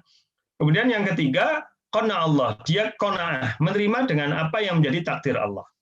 Kemudian di Imam Ibnu Katsir menutup penjelasan ayat ini dengan, maksudnya penjelasan hayatan thayyibah dengan hadis riwayat Imam Ahmad juga, bahwa Rasulullah SAW bersabda, innallaha la yadzlimul mu'mina. Sungguhnya Allah tidak akan menzalimi seorang mukmin yang hasanatan yu'ti biha fid dunya. Ya. Dengan apa? Kebaikan yang Allah berikan di dunia. Ya. Wa yutsabu 'alaiha fil akhirah, dan akan dibalas juga di akhirat. Ya. Jadi Allah itu tidak mungkin menzalimi seorang mukmin. Dia akan diberi kebaikan di dunia dan dibalas lagi tambahan kebaikan di akhirat. Wa amal kafir, adapun orang kafir, fayutihi hasanatuhu fid dunya. Dia hanya diberi kebaikan di dunia. Hatta idza afdha ilal akhirah, ya, sampai nanti kalau dia ke akhirat itu lam takun lahu hasanah yu'ta bi akhirah, maka di akhirat dia tidak akan dapatkan kebaikan. Itu bedanya. Jadi ada kalanya orang yang kafir juga dapat kebaikan di dunia, ya, tetapi dia tidak dapat di akhirat. Sedangkan orang beriman, ya, insya Allah dia mendapatkan keberkahan hidup, dapat dunia dan akhirat. Ya, kurang lebih begitu. Kemudian di surat Az-Zumar ayat 10, ini luar biasa ayatnya, ini janji Allah. Dan ini perintah bagaimana mendapatkan keberkahan dari Allah Ta'ala. Ya, dijelaskan di sini. Qul ya ibadiyalladzina amanu taqu rabbakum lilladzina ahsanu fi hadhihi dunya hasanah wa ardullahi wasi'ah innama yuwaffas sabiruna ajrahum bighairi hisab, gitu. Katakan, wahai hamba-hambaku yang beriman, dan bertakwalah kalian kepada Rabb kalian. Jadi orang yang beriman masih diperintah untuk takwa. Dan janjinya lilladzina ahsanu fi hadhihi dunya, bagi orang yang berbuat baik di dunia ini, hasanah, akan memperoleh kebaikan. Wardullahi wasi'ah, dan bumi Allah itu luas. Innama yuwaffas sabiruna ajruhum bighairi hisab. Sesungguhnya orang-orang yang sesungguhnya orang-orang yang sabar itu akan diberi pahala balasan bagi mereka tanpa hisab, gitu. Jadi itulah keberkahan di dalam kehidupan. Jadi orang kalau dapatkan diberi kebaikan hidup, dia dasarnya harus keimanan dan ketakwaan kepada Allah Ta'ala. Baik, lanjutannya ya. Ayat ini dijelaskan oleh para ulama tafsir Ibnu Katsir, yaqulu ta'ala amirun ibadul mu'minin bil istimrar ala ta'atih. Jadi Allah berfirman pada hamba yang beriman untuk terus-menerus dalam ketaatan dan ketakwaan. Ini menjadi syarat untuk menggapai keberkahan hidup. Liman ahsanal amal hadid dunya hasanah. Kalau orang dapat kebaikan, di dunia dapat kebaikan, dan juga di akhirat dapat kebaikan. Kalau orang berbuat baik. Ibnu Katsir rahimahullah, Imam As-Sa'di rahimahullah juga menjelaskan, lilladzina ahsanu fi hadid dunya, bagi orang-orang yang berbuat baik di dunia ini. Jadi syarat mendapatkan keberkahan adalah orang-orang yang berbuat baik. Yang dimaksud orang-orang berbuat baik itu apa? Bi'ibadati rabbihim. dengan beribadah kepada Rabb mereka. Jadi intinya, kunci mendapatkan keberkahan hidup adalah keimanan, ketakwaan, kemudian peribadatan kepada Allah dengan benar. Hasanah, dia akan mendapatkan kebaikan. Kebaikan yang dimaksud atau keberkahan apa? Rizqun wasi', rizki yang luas, wa nafsu mutmain, jiwa yang tenang, wa qalbun munsyarih, hati yang lapang. Itu. Jadi seperti yang tadi saya sampaikan, keberkahan hidup itu adalah rizki yang luas, bukan rizki yang banyak ya, tetapi yang luas. Yang namanya luas itu apa-apa jadi rizki. Gitu. Ya, makan sedikit tapi nikmat itu rizki. Apalagi kemudian hasil dari makanan itu kemudian menjadikan kita mendengar azan langsung berigas ke masjid begitu. Lihat orang susah kita bantu. Nah, itu sebenarnya rizki yang bermanfaat di situ. Wa nafsul mutmain, jiwa yang tenang, yang tidak kemerungsung, ya, tidak gelisah galau merana, ya, tidak mengingkari takdir, tidak membanding-bandingkan kenikmatan, tidak selalu merasa kurang gitu. Wa qalbun munsyarih, dan jiwa hati yang lapang, itu maksudnya. Kemudian di surat An-Nahl 30 juga Allah jelaskan, kalau orang sudah bertakwa akan menganggap segalanya kebaikan. Ini kan apa yang diturunkan Rabbmu? Mereka jawab, Allah menurunkan kebaikan. Jadi dalam mindset orang yang bertakwa, beriman itu, apapun yang menimpanya adalah kebaikan. Ya gitu. Mau ditimpa musibah, ditimpa kesusahan, dia meyakini ini pasti baik bagi saya. Maka orang begini, ya, hatinya akan lapang, pikirannya akan tenang. Jiwanya juga akan nyaman. Tapi berbeda dengan, Nyung kenapa Kiai? Nah, itu dia akan selalu berada dalam keburukan kalau begitu. Saya kira itu ya sudah jelas saya kira.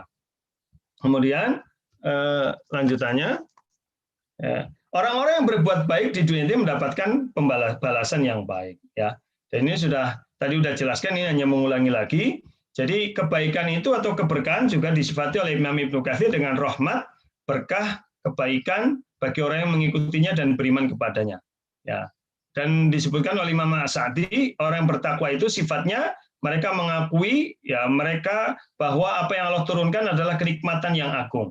Ya, sehingga kemudian mereka akan mendapatkan rezeki yang luas, kehidupan yang nyaman, dan hati yang tenang, dan kegembiraan dan ketenangan. Begitu. Kemudian perhatikan firman hadis dari Imam Tirmidzi ini. Ya, ini hadis yang diriwayatkan Imam Tirmidzi, Rasulullah SAW mengatakan, inilah sebenarnya kunci juga mendapatkan keberkahan hidup, yaitu apa? Hati yang dia kemudian nerimo. Disebutkan, man kanatil akhiru hammahu, barang siapa yang akhirat menjadi tujuannya, ja'alallahu ghina'ahu fi qalbi, Allah akan menjadikan rasa cukup dalam hatinya. Contohnya begini deh ya, supaya kita jelas. Kalau kita menjadikan akhirat sebagai tujuan, hatinya menjadi tenang. Tapi kalau kita menjadikan dunia sebagai tujuan, dunia itu apa? Pujian orang, prestis, harta. Maka kita akan selalu menjadi orang yang selalu sedih ketika tidak ada orang yang memuji gitu. Kita akan selalu merasa sempit ya ketika kemudian kita berharap dapat banyak, ternyata dapatnya sedikit, lah begitu. Sama, misalkan dalam kehidupan rumah tangga, ini supaya jelas ya. Ketika kita seorang istri berbakti pada suaminya, ya orientasinya akhirat, dia tidak akan begitu tanda kutip memperdulikan si kelakuan orang tua suaminya. Jadi suaminya mau berbuat baik nggak baik kepada dia, yang penting dia berbuat baik pada suaminya. Maka perbuatan tidak baik suaminya itu tidak akan betul-betul dia rasakan sebagai sebuah kesengsaraan yang kayaknya dia sendiri yang mendapatkan itu. Karena dia meyakini bahwa yang penting saya berbuat baik sama suami saya. Ya, kalaupun syukur suami saya berbuat baik sama saya. Kalau suami saya tidak berbuat baik sama saya, Allah akan berbuat baik sama saya. Sehingga kemudian kita tetap menjadi istri yang baik. Begitu. Suami juga begitu. Ketika suami berbuat baik pada istri, orientasinya akhirat, sekali lagi orientasinya akhirat, dia tidak begitu memperdulikan kelakuan istri. Ya, mau istri baik sama dia atau tidak, kalau dia betul-betul orientasinya akhirat, ya, dia akan sadar betul bahwa kalau istri berbuat baik, ini limpahan keberkahan di dunia. Kalau istri tidak berbuat baik sama dia, padahal dia sudah berusaha berbuat baik, dia tetap sabar karena dia yakin, ya, nanti di akhirat Allah akan berikan kebaikan padanya sebagai balasan atas kesabarannya menghadapi kelakuan istrinya. Atau tadi istri kesabarannya menghadapi kelakuan suami. Maka para suami coba itu dibuka itu surat An-Nisa ayat 19. Di situ disebutkan ya bahwa ini hiburan dari Allah Ta'ala kan ya. Fa in karihtumuhunna fa asan takrahu syai'a wa yaj'alallahu fi khairan katsira. Jika kelakuan istrimu tidak menyenangkan hatimu, ya padahal kamu sudah berusaha menyenangkan dia, maka apa kata Allah? Fa asa an takrahu syai'a wa yaj'alallahu fi khairan katsira. Bisa jadi engkau tidak suka sesuatu, Allah menjadikan kebaikan yang banyak nantinya. Itu. Demikian juga dengan hubungan tetangga, demikian juga dengan anak, ya. Biasanya dengan anak kita bisa nerima biasanya ya. Kita berbuat baik sama anak, anak kadang-kadang ngomei dewek apa, kita kadang menerima ya. Ya, walaupun hatinya mangkel juga itu. Tapi kalau orientasinya kita akhirat, insya Allah akan mudah, ringan gitu. Kita berbuat di masyarakat begitu. Kita kerja di kantor juga begitu ya. Kalau kita kerja di kantor orientasinya akhirat, ya maka insya Allah kita berusaha bekerja sesuai dengan tugas pokok fungsinya, tupoksi, sesuai dengan aturan yang berlaku. Ya, sementara kalau kita malah nggak dapat pujian, nggak dapat promosi jabatan, ya nggak dapat apa-apa ya. Padahal kita udah berusaha, ya maka kita tidak terlalu bersedih hati karena kita yakin akan dibalas oleh yang lebih mulia di akhirat. Dia akan meyakini bisa jadi justru ketika ditambah dipromosikan jabatannya, dinaikkan gajinya, dipuji, dapat pujian dari pimpinannya, malah membuat dia jadi lupa diri. Nah itu mudah-mudahan bisa dipahami ya. Makanan juga begitu. Orang ketika makan sedikit, ya, dia kemudian dengan lauk yang sederhana, kalau jiwanya tenang, dia akan Bismillah, ya, ini keberkahan dari Allah. Dan nanti dia orientasinya akhirat, nggak masalah. Saya pernah sampaikan di sini. Saya punya saudara ya, saudara ipar ya. Saya punya saudara ipar dari keluarga istri saya. Ya itu anak-anaknya disekolahkan di sebuah pesantren. Yang kita kan, kalau pikiran kita ini, ya ini kan di sini ada para dokter. Kalau pengen otak cerdas, makannya harus bergizi, gitu ya. Kalau pengen otak cerdas, makannya harus bergizi, betul kan? Ya. Itu belum tentu kalau urusan akhirat.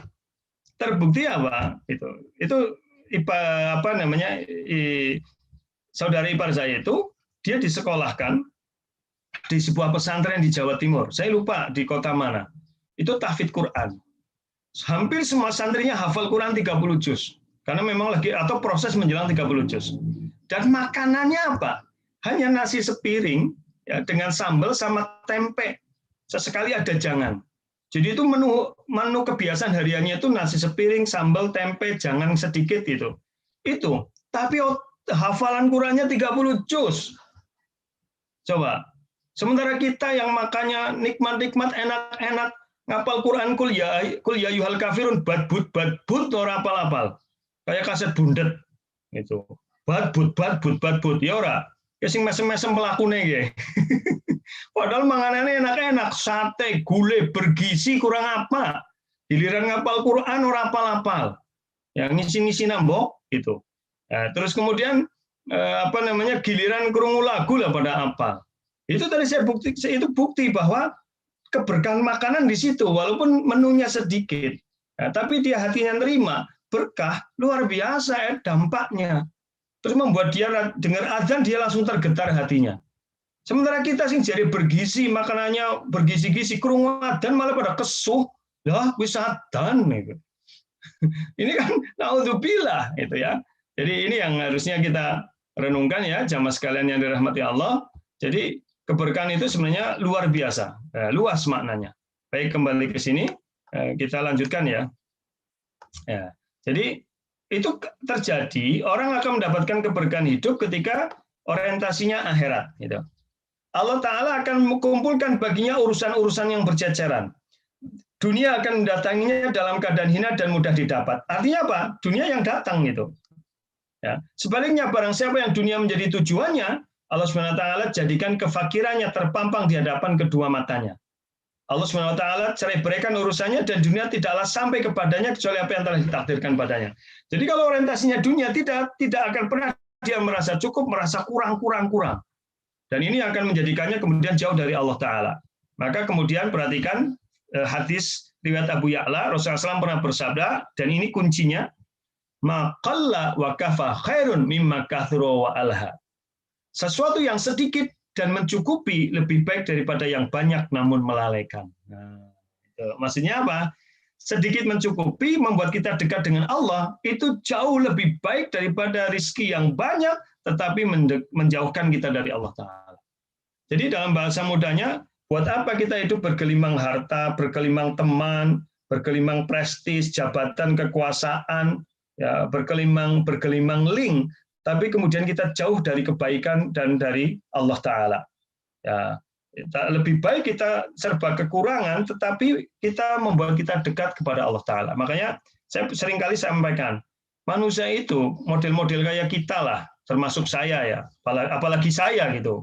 Ya, model-model kayak kita, apalagi saya maksud saya ya, itu model-model kayak kita ini kan justru kalau hidup ini bergelimang dengan kemewahan, dengan keduniaan, justru kan membuat kita lupa sama Allah kan. Tapi kalau kita hidup ada kesusahannya, kadang meriang, kadang putek gitu ya, kadang bengel, kadang dapat cacian, dapat ini dari orang, itu malah membuat kita sadar dan ingat kepada Allah. Nah, kalau kita lihat dari akibatnya tentu begitu. Dulu pernah saya sampaikan juga di sini, ya, halo, Mas, suara saya jelas nggak? Halo, masih jelas ya? Dulu pernah saya sampaikan, kita ini kalau diuji dengan kesenangan dan diuji dengan ketidaksenangan, mana yang membuat kita ingat kepada Allah? Saya yakin hampir jawaban kita semuanya sama. Kita akan lebih mudah ingat kepada Allah ketika diberi dengan kesusahan hidup. Kan begitu? Nah, tetapi bukan berarti kita pengennya dapat kesusahan terus, tentu tidak begitu. Baik. Kemudian, itulah sebenarnya keridhaan Allah. Di surat Taubah 72 dijelaskan, waridwanum minallahi akbar, dzalika huwal fawzul adzim. Keridhaan Allah lah yang lebih besar, itu adalah keberuntungan yang besar. Jadi kalau kita ingin mendapatkan keridhaan Allah, tentu itu dapat keuntungan yang banyak. Dan untuk mencapai keridhaan Allah, memang orang harus mengorbankan dirinya. Jadi kalau ada orang mengatakan, urip kok perjuangan terus, ya kapan menikmatinya? Ya memang hidup di dunia begitu. Jadi hidup penuh berkah itu bukan berarti hidup yang serba tanda kutip bergelimang kesenangan. Nah, tadi sudah dijelaskan, hidup penuh berkah itu hati yang lapang, jiwa yang tenang, sehingga kemudian segala rezeki terasa cukup, kan begitu. Dan dia memang banyak mengorbankan hawa nafsunya. Wa minan nasi may yashri nafsahu ibtigha'a mardatillah wallahu ra'ufum bil ibad. Dan di antara manusia ada yang mengorbankan dirinya untuk meraih ridho Allah, dan Allah maha penyantun terhadap hamba-hambanya. Saya kira begitu, Mas. Sudah jam berapa ini? Cukup dulu. Nanti kita mungkin seri kedua nanti ya. Iya, ya. Baik, silakan. Mungkin ada pertanyaan dan sebagainya bisa. Ada, Ustaz. Baik, monggo. Ya, baik Ustaz. Terima kasih atas materi yang disampaikan. Ya, pertama pertanyaan dari Ibu Dian Rosiana. Ustadz, mau tanya tentang rizki yang barokah itu yang bagaimana? Terus dengan bisnis VTube, apakah itu berkah, Ustadz? Gitu. Ya, dari Ibu siapa? Bu Dian Rosiana. Ya, rizki yang berkah sudah kita bahas, Bu, dalam 6 seri. di beberapa bulan beberapa waktu yang lalu, kita sudah bahas harta yang membahagiakan. 6 seri. Nanti Ibu kalau pengen nonton lagi bisa ditonton di YouTube, ketik aja harta yang membahagiakan Ustadz Mintaraga di YouTube. Itu ada 6 seri. Ya, itu di situ sudah jelaskan. Ya, rizki membahagiakan itu rizki yang membuat kita dekat dengan Allah. Kesimpulannya begitu. Jadi kesimpulannya rizki yang membahagiakan adalah, atau rizki yang berkah itu rizki yang membuat kita menjadi dekat dengan Allah. Kalau kemudian ada rizki yang justru membuat jauh dari Allah, itu namanya musibah, sebagaimana dikatakan oleh Ibnu Hazm, kullu ni'matin la yuqarribu ilallah fahuwa baliyah, fahiya baliyah. Itu kata Ibnu Hazm. Kullu ni'matin la yuqarribu ilallah fahiya baliyah. Semua nikmat yang tidak membuat dia dekat dengan Allah, itu adalah musibah, itu adalah siksa. Maka membuat kriteria rizki yang berkah adalah rizki yang menjadikan kita dekat dengan Allah Ta'ala. Begitu ya, Ibu. Kemudian tentang hukum VTube nanti kita akan bahas. Saya bukan tidak mau membahas tentang muamalat, masalah VTube, online dan sebagainya. Insya Allah nanti kita bahas. Tetapi kalau tiba-tiba kita langsung bicara bagian fitub misalkan atau dropship dan sebagainya tanpa tahu dasar-dasar dalam muamalah, dasar-dasar dalam syariat Islam, saya khawatir pribadi nanti munculnya malah Islam kok rumit temen ya gitu. Apa-apa diatur angel temen lah, maka kita harus bahas dulu nanti di pengantar muamalah gitu. Jadi seperti apa sih tujuan muamalah, apa hikmahnya gitu. Sehingga kemudian kita memahami, oh ya wajar itu dilarang gitu. Jadi supaya kita terbuka pikirannya, saya pengennya belajar sesuatu itu berurutan dulu, dari yang dasar dulu sampai nanti bahas itu. Tapi insya Allah nanti akan kita bahas masalah fitub, masalah samsara atau dropship, masalah jual beli online dan sebagainya. Begitu ya, Mas. Ada lagi monggo? Baik, ada lagi Ustaz dari Bapak Sodikin. Assalamualaikum warahmatullahi wabarakatuh, Ustaz. Waalaikumsalam penjelasannya. Yeah. Mohon penjelasannya, apakah ada hubungan sebab akibat antara banyak sedikit kebutuhan hidup dengan keberkahan hidup? Matur nuwun, Ustaz. Ya, sebentar. Jadi pertanyaannya, sebentar saya ulangi. Tadi bahas apa? Bu siapa? Sebentar, saya juga harus lihat pertanyaan nih, Mas. Oke. Yang pertama saya. Ya? Sebentar. Sodikin ya? Iya Pak Sodikin. Assalamualaikum Ustaz. Mohon penjelasan apakah ada hubungan sebab akibat antara sedikit banyak kebutuhan hidup dengan keberkahan hidup? Matur nuwun. Maksudnya gimana? Hubungan sebab akibat antara sedikit banyak kebutuhan hidup dengan keberkahan hidup. Saya belum paham yang dimaksud Pak Sodikin, tetapi sepenangkapan saya ya, mungkin ya ini sepenangkapan saya dari pertanyaan Pak Sodikin ini, ya apakah ada hubungan sebab akibat antara sedikit banyak kebutuhan hidup dengan keberkahan hidup? Maksudnya apa? Kalau orang itu kebutuhannya banyak, berarti hidupnya orang berkah, mungkin begitu ya.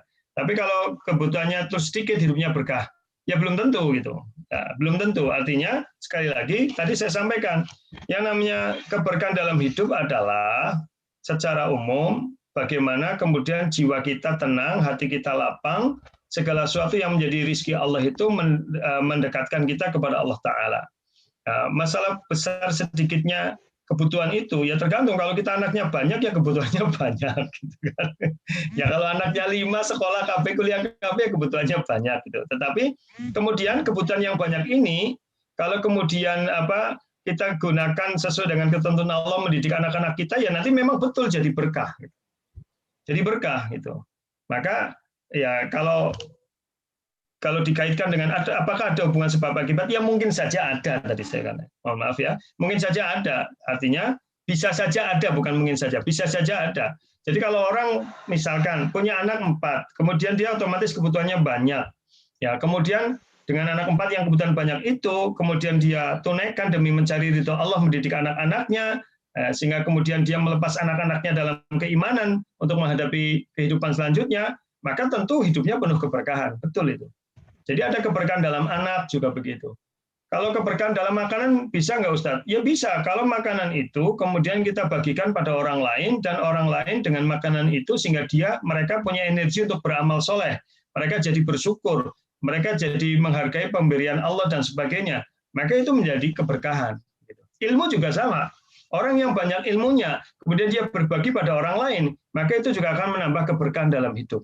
Keberkahan dirinya, keberkahan orang-orang, karena siapa yang mengajarkan kebaikan pun, kalau orang yang diajari itu melakukan, dia akan mendapatkan tambahan kebaikannya. Begitu Mas. Wallahu a'lam bishawab.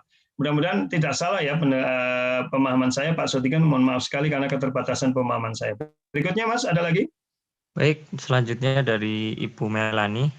Mohon bertanya Ustadz, mengapa banyak orang yang mencari harta yang tidak benar akan tetapi dia sukses, sedangkan yang mencari harta dengan penuh ketaatan tapi rezekinya tidak bertambah, Ustaz? Ya, sukses kan ukuran manusia, ya kan? Mungkin sukses dalam artian bisnisnya semakin berkembang, kemudian usahanya semakin banyak. Pertanyaannya, apakah dia semakin dekat dengan Allah? Kan tidak. Justru kalau itulah yang namanya musibah justru. Ketika orang bisnisnya berkembang banyak, hartanya tambah banyak, tapi dia tidak dekat dengan Allah, maka pikirannya pasti habis untuk ngurusi dunia. Kalau udah pikirannya habis untuk urusi dunia, itu namanya dia membuat penjara pikiran dan penjara hati. Karena pikirannya dan hatinya dipenjarakan dengan hartanya, dengan bisnisnya. Dan itu hidupnya tidak nyaman. Makanya banyak orang-orang, mohon maaf, ya, yang kaya, yang prestis, tapi kenapa terlibat ke narkoba? Bahkan ada yang bunuh diri. Karena mereka menemukan kekosongan dalam jiwanya. Ya, Pak, dulu kan kita pernah dengar banyak artis bunuh diri, banyak artis kena. Padahal artis itu kaya, punya prestis, ya tidak hanya artis, pengusaha juga begitu. Tapi ada juga pengusaha yang bisnisnya berkembang, ya dia ibadahnya semakin baik. Lah itu yang namanya berkah. Jadi maka ukuran berkah tidak berkah adalah tadi saya sampaikan di awal, bagaimana mendatangkan ridho Allah. Maka keberkahan itu adalah bagaimana mendatangkan cinta dan ridho Allah dalam segala sesuatu yang ada di dunia ini. Jadi begitu Bu Melani ya. Jadi jangan tadi saya sampaikan, jangan ini dengan orang-orang yang dia terlihat kaya tapi dia tidak dekat dengan Allah. Rasulullah SAW sudah mengatakan la hasada illa fitnatain. Tidak perlu iri kecuali pada dua golongan. Yang pertama, rajulun atahullahu malan, ya. Irilah pada orang yang Allah berikan padanya rizki, bisnisnya berkembang, rizkinya banyak. Tapi kemudian rizkinya itu digunakan untuk kebaikan-kebaikan, untuk menolong orang, untuk ibadah, ya, untuk membangun masyarakat. Nah, orang yang seperti ini kita harus iri. Ya, tapi kalau orang yang kaya, tapi dia tidak pernah ibadah, hidupnya berkelimang, itu tinggal nunggu kehancurannya saja. Dan kita bisa lihat satu persatu sekarang itu. Orang-orang yang jauh dari Allah akan bisa hancur keluarganya, hancur pribadinya, hancur masyarakatnya, masyarakat tidak suka sama dia, hancur bisnisnya, itu hanya masalah waktu saja gitu. Ya. Kalau dia kelihatan senang terus pun itu bentuk dari istidraj. Maka jangan bisa buka surat Al-An'am 4445. Surat Al-An'am 4445. Ya, Ibu Melani, surat Al-An'am 4445. Falamma nasu ma dzukiru bi fatahna alim abwaaba kulli syai' hatta idza farihu bima utu akhadnahum baghtatan fa idahum mublisun. Tak kala mereka merupakan peringatan dari Allah, semakin jauh dari Allah. Justru ada kalanya fatahna alim abwaaba kulli syai'. Kami buka kepada mereka pintu-pintu kesenangan. Tapi bahasanya bukan pintu keberkahan. Karena hanya ini ayamnya siapa ini? Ada ayam keluruk ini jaluk disembelih. Gitu. Pamer-pamer ke saya, harap ngirim apa ya? Baik, ada ayam keluruk ini ya. Gimana Pak Ucok Siregar? Ayamnya panjenengan bukan ini yang keluruk. Bukan ya. Baik. Jadi kembali ke tadi. Jadi surat Al-An'am 4445. Tak kala mereka melupakan peringatan dari Allah, jadi ada kalanya orang yang semakin jauh dari Allah, fatahna abwaaba kulli syai', kami buka segala pintu kesenangan. Jadi ada kalanya orang yang jauh dari Allah, tidak pernah berbuat baik kepada masyarakat, kepada orang lain, tidak pernah ibadah, rizkinya tambah lancar, perusahaannya tambah lancar. Ya.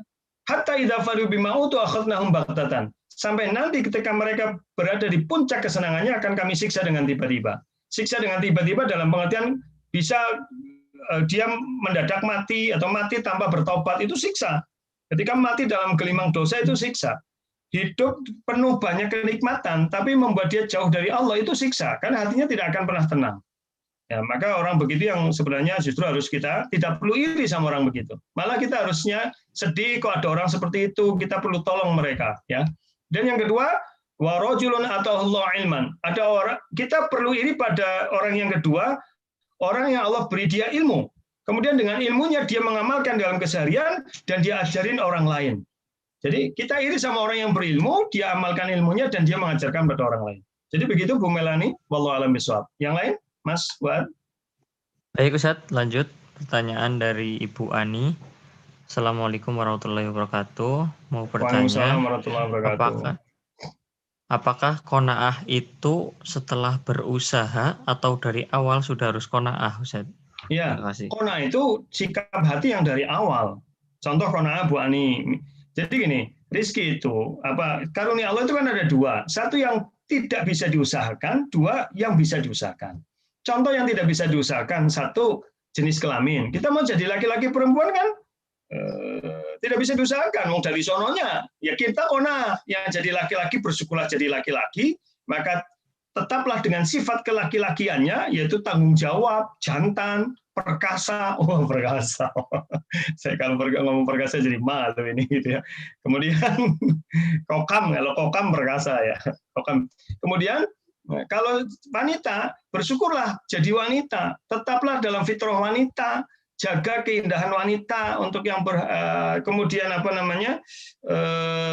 dia syukuri kenikmatan sebagai seorang wanita ya, dengan kewanitaannya yang lembut, jangan jadi wanita yang kelaki-lakian atau jangan jadi laki-laki yang kewanita-wanitaan, itu namanya nggak qanaah. Kemudian kita lahir dalam bentuk fisik orang Indonesia ya orang putih-putih banget lah, coklat-coklat mandani ireng ya wajar lah ya gitu. Jadi paling kita kalau itu ya udah terima, memang kondisi kita begini, nggak perlu operasi plastik, irungnya diganti plastik ya, kemudian mancung, mau kepanasan meleot, gitu. Jadi kemudian dagune wis kena kayak apik-apik, dan tak dioperasi belah, ngapa gitu. Alisnya sudah bagus, datang dikerok, disulam alis, ya terus idepnya digawe melengkung ya kena ngoplorotan lemut gitu ya, itu ya nggak begitulah ya. Itu dilaknat sama Rasulullah karena sudah merubah ciptaan Allah. Ya. Terus pada hal yang dua, karunia yang bisa diusahakan. Kalau karunia yang bisa diusahakan seperti harta, rizki, ya itu maka kita usaha, setelah itu hasilnya berapa, baru kita terima, berapapun kita terima. Begitu Bu Ani Mizan, namanya Ani Mizan ya. Ini agen Mizan ya. Itu ya Bu Ani. Jadi begitu. Jadi karunia ada dua, saya ulangi, yang tidak bisa diusahakan, maka kita harus qanaah sejak awal. Ya, kemudian karunia yang bisa diusahakan seperti harta hasil bekerja, maka kita qanaah setelah kita berusaha. Sebelum berusaha pun qanaah. Ya, qanaah ini sudah menjadi sifat dasar. Begitu? Wallahu a'lam bishawab. Ada lagi? Ada lagi Ustaz. Pertanyaan selanjutnya dari Ibu Asih Wanareja. Apakah kalau membantu saudara dengan memberikan modal, akan tetapi usahanya kemudian bangkrut, apakah itu termasuk tidak berkah, Ustaz? Kenapa? Apakah kalau membantu saudara dengan memberikan modal Mas, saya kok nggak untuk dapat, Mas, yang kelewatan satu kali, Mas. Yang mana itu? Enggak ada, Ustaz? Ada kok. Ida Farida itu di atasnya. Yang di mana? Di chat Zoom kan? Ya, di Zoom, masih di Zoom. Itu ada itu. Oh, ini privat. Oh, ya udah. Privat ke saya. Udah terus. Yang nggak privat aja. Yang ngasih silakan. Apakah kalau membantu saudara dengan memberikan modal, akan tetapi usahanya kemudian bangkrut, apakah itu termasuk tidak berkah? Begitu, Ustaz. Apakah kalau membantu saudara dengan memberikan modal tapi usahanya kemudian bangkrut, apakah termasuk yang tidak berkah? Ya belum tentu ya. Kan berkah itu tadi saya sampaikan, berkah itu belum tentu kalau dalam usaha kemudian usahanya berkembang biak dengan berkembang maju, belum tentu. Yang namanya berkah itu bagaimana kemudian segala sesuatu itu menjadikan kita dekat dengan Allah, mendapatkan keridhaan dan cinta Allah. Kalau kita membantu saudara dengan memberikan modal tapi usahanya kemudian bangkrut, apa kita termasuk tidak berkah? Ya belum tentu. Ya, keberkahan itu kan ada ketika kita membantu. Pada ketika kita membantu saudara kita, itu sudah dapatkan keberkahan karena mendapatkan cinta ridha Allah. Kemudian saudara kita mengusahakan itu ternyata nggak berhasil, gagal. Lah, di sini akan dapat keberkahan nggak? Dapat, karena setiap ujian itu sebenarnya cara Allah untuk menyadarkan seorang hamba. Dengan itu kemudian seandainya saudaranya dengan berbuat tidak baik dalam bisnisnya, dia harusnya sadar. Kesadaran itulah berkah. Tapi kalau kemudian dia tidak sadar dengan itu, terus dia malah mengulangi lagi hal-hal yang tidak baik, lah itu baru namanya tidak berkah. Jadi keberkahan itu tidak selalu diukur dengan kesuksesan masalah urusan-urusan dunia dalam pengertian bertambah banyak. Karena ukurannya adalah bagaimana dunia ini membawa kebaikan untuk kepentingan akhirat. Wallahu a'lam bishawab. Ada lagi? Ada lagi, Ustaz, dari YouTube. Jamaah YouTube. Ya. Oh, yang dari ini udah habis ya? Udah Ustaz. Masih ada kok. Dari Aska Channel, bawa sendiri Mas. Dari Aska Channel, G. Bagaimana kalau kita merasa ginilah yang penting berkah, tapi sebenarnya untuk menghilangkan kekecewaan kita karena tidak kemampuan kita, misal dalam menggapai rezeki, harta, untung yang banyak. Ustaz. Beda ya antara tawakal, qanaah dengan menyerah. Kalau begitu itu namanya menyerah lah, wis kayak gitu ya wis. Sama aja nih, ini perhatian ini penting ya. Tidak selamanya orang mengucapkan alhamdulillah dinilai syukur oleh Allah. Karena ucapan alhamdulillah itu melihatnya 3 hal, ucapannya, hatinya, akibatnya. Contoh, kalau kita dapat rezeki, mulut kita mengucapkan alhamdulillah. Kemudian hati kita meyakini bahwa ini datangnya dari Allah dan rimo. Ya. Kemudian yang ketiga, kita gunakan sesuatu itu untuk ketaatan kepada Allah. Itu baru namanya syukur. Nah, kita ini sudah marak di masyarakat. Mulutnya alhamdulillah, hatinya ora. Ya itu nggak bersyukur. Contoh, dapat nikmat kalau banyak, alhamdulillah gitu ya. Tapi kalau sedikit, alhamdulillah. Nada yang rendah itu, alhamdulillah. Gue nada orang terima. Jadi mulutnya kelihatan alhamdulillah, tapi hatinya orang terima. Yaitu tidak dinilai sebagai syukur yang sempurna gitu.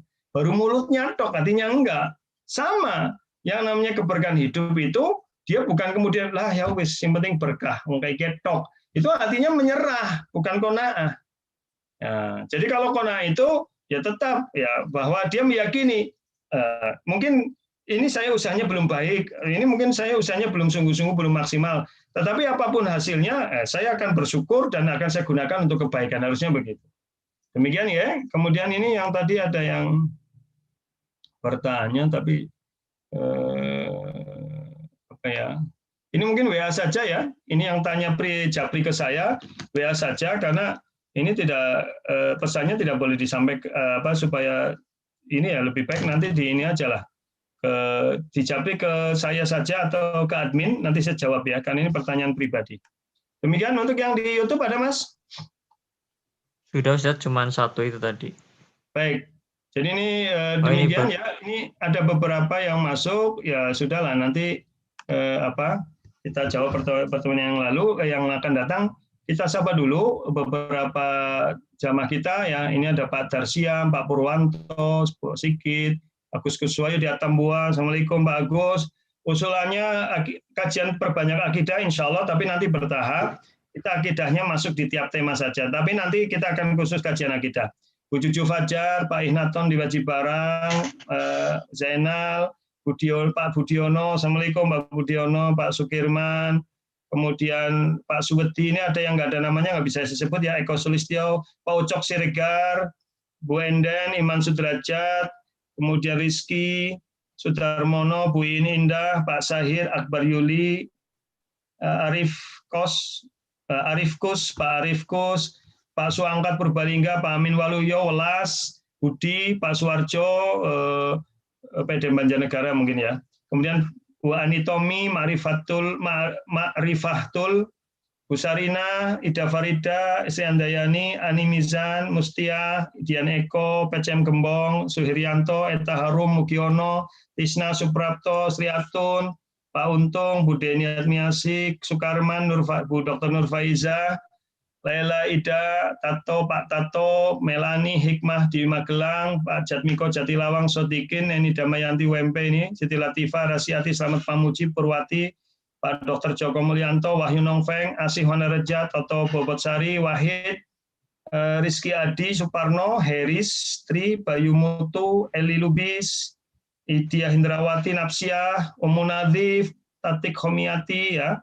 Kemudian Uswatun Hasanah, Husairi, Darius, Lailan, Suarsono, Sudarmi, Pak Sugeng, Tauhid, Sokaraja, Sumardi, Yanu, kemudian siapa lagi nih?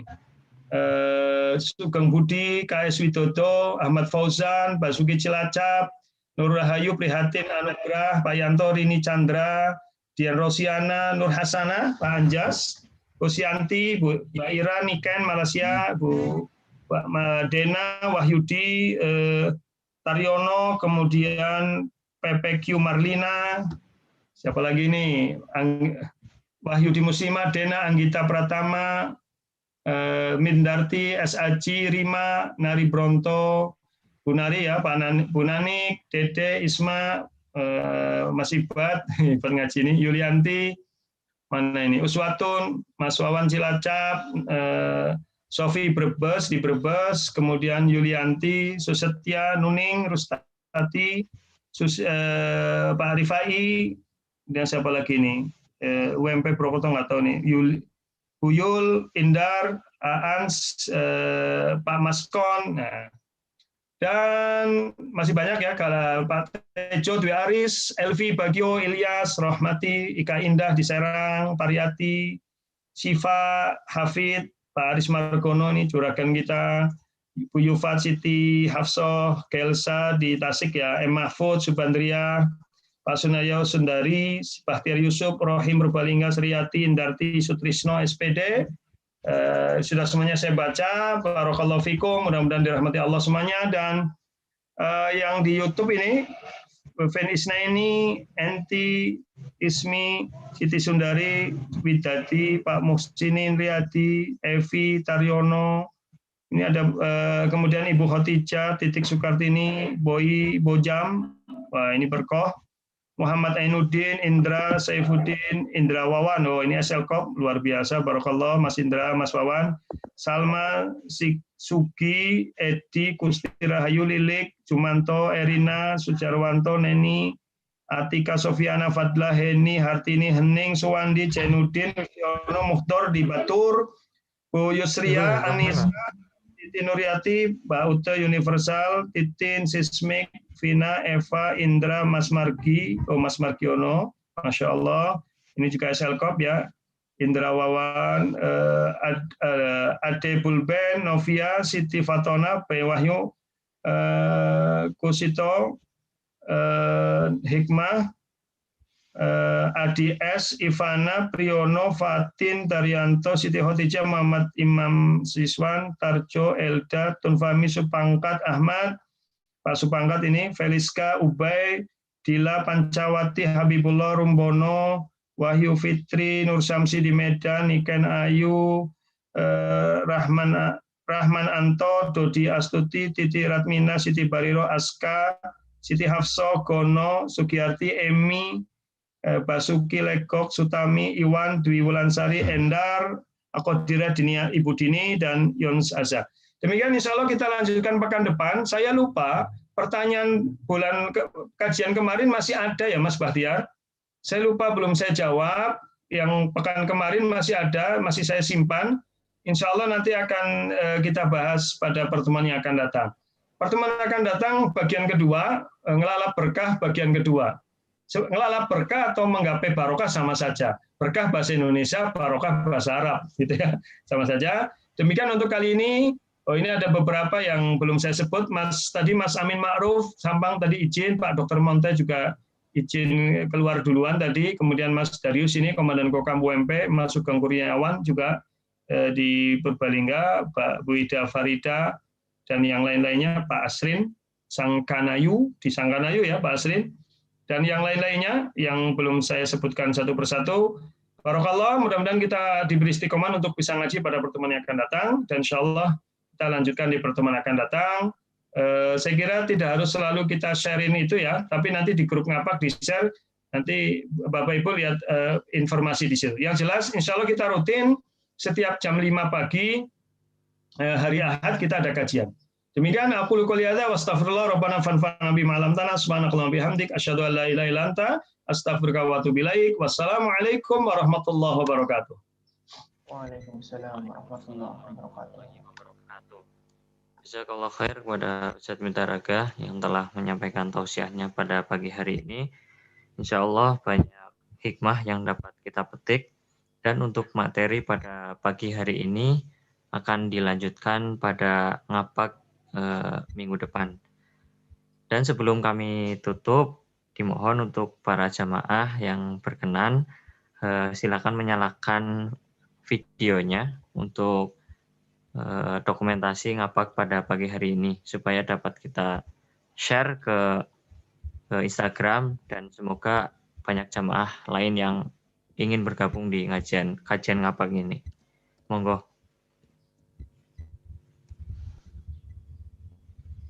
Monggo jamaah semuanya dinyalakan, kita mau foto dulu ini. Silakan yang tampil manis-manis gitu. Mau difoto sekali-kali lah, kita jamaah sambil selfie. Yang pakai masker boleh dibuka. Ayo Mas, sudah siap?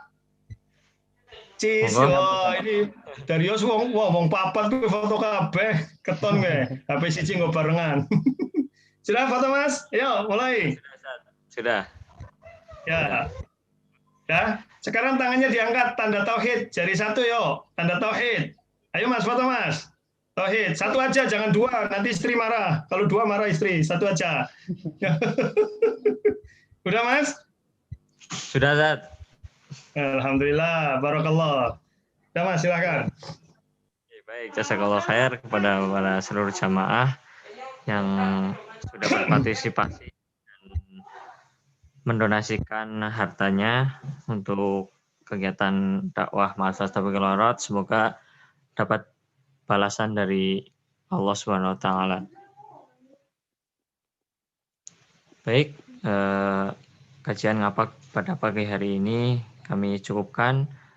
Kami sebagai moderator mohon maaf apabila ada tutur kata yang salah. Billahi fisabilil haq wastabiqul khairat. Assalamualaikum warahmatullahi wabarakatuh. Waalaikumsalam warahmatullahi wabarakatuh.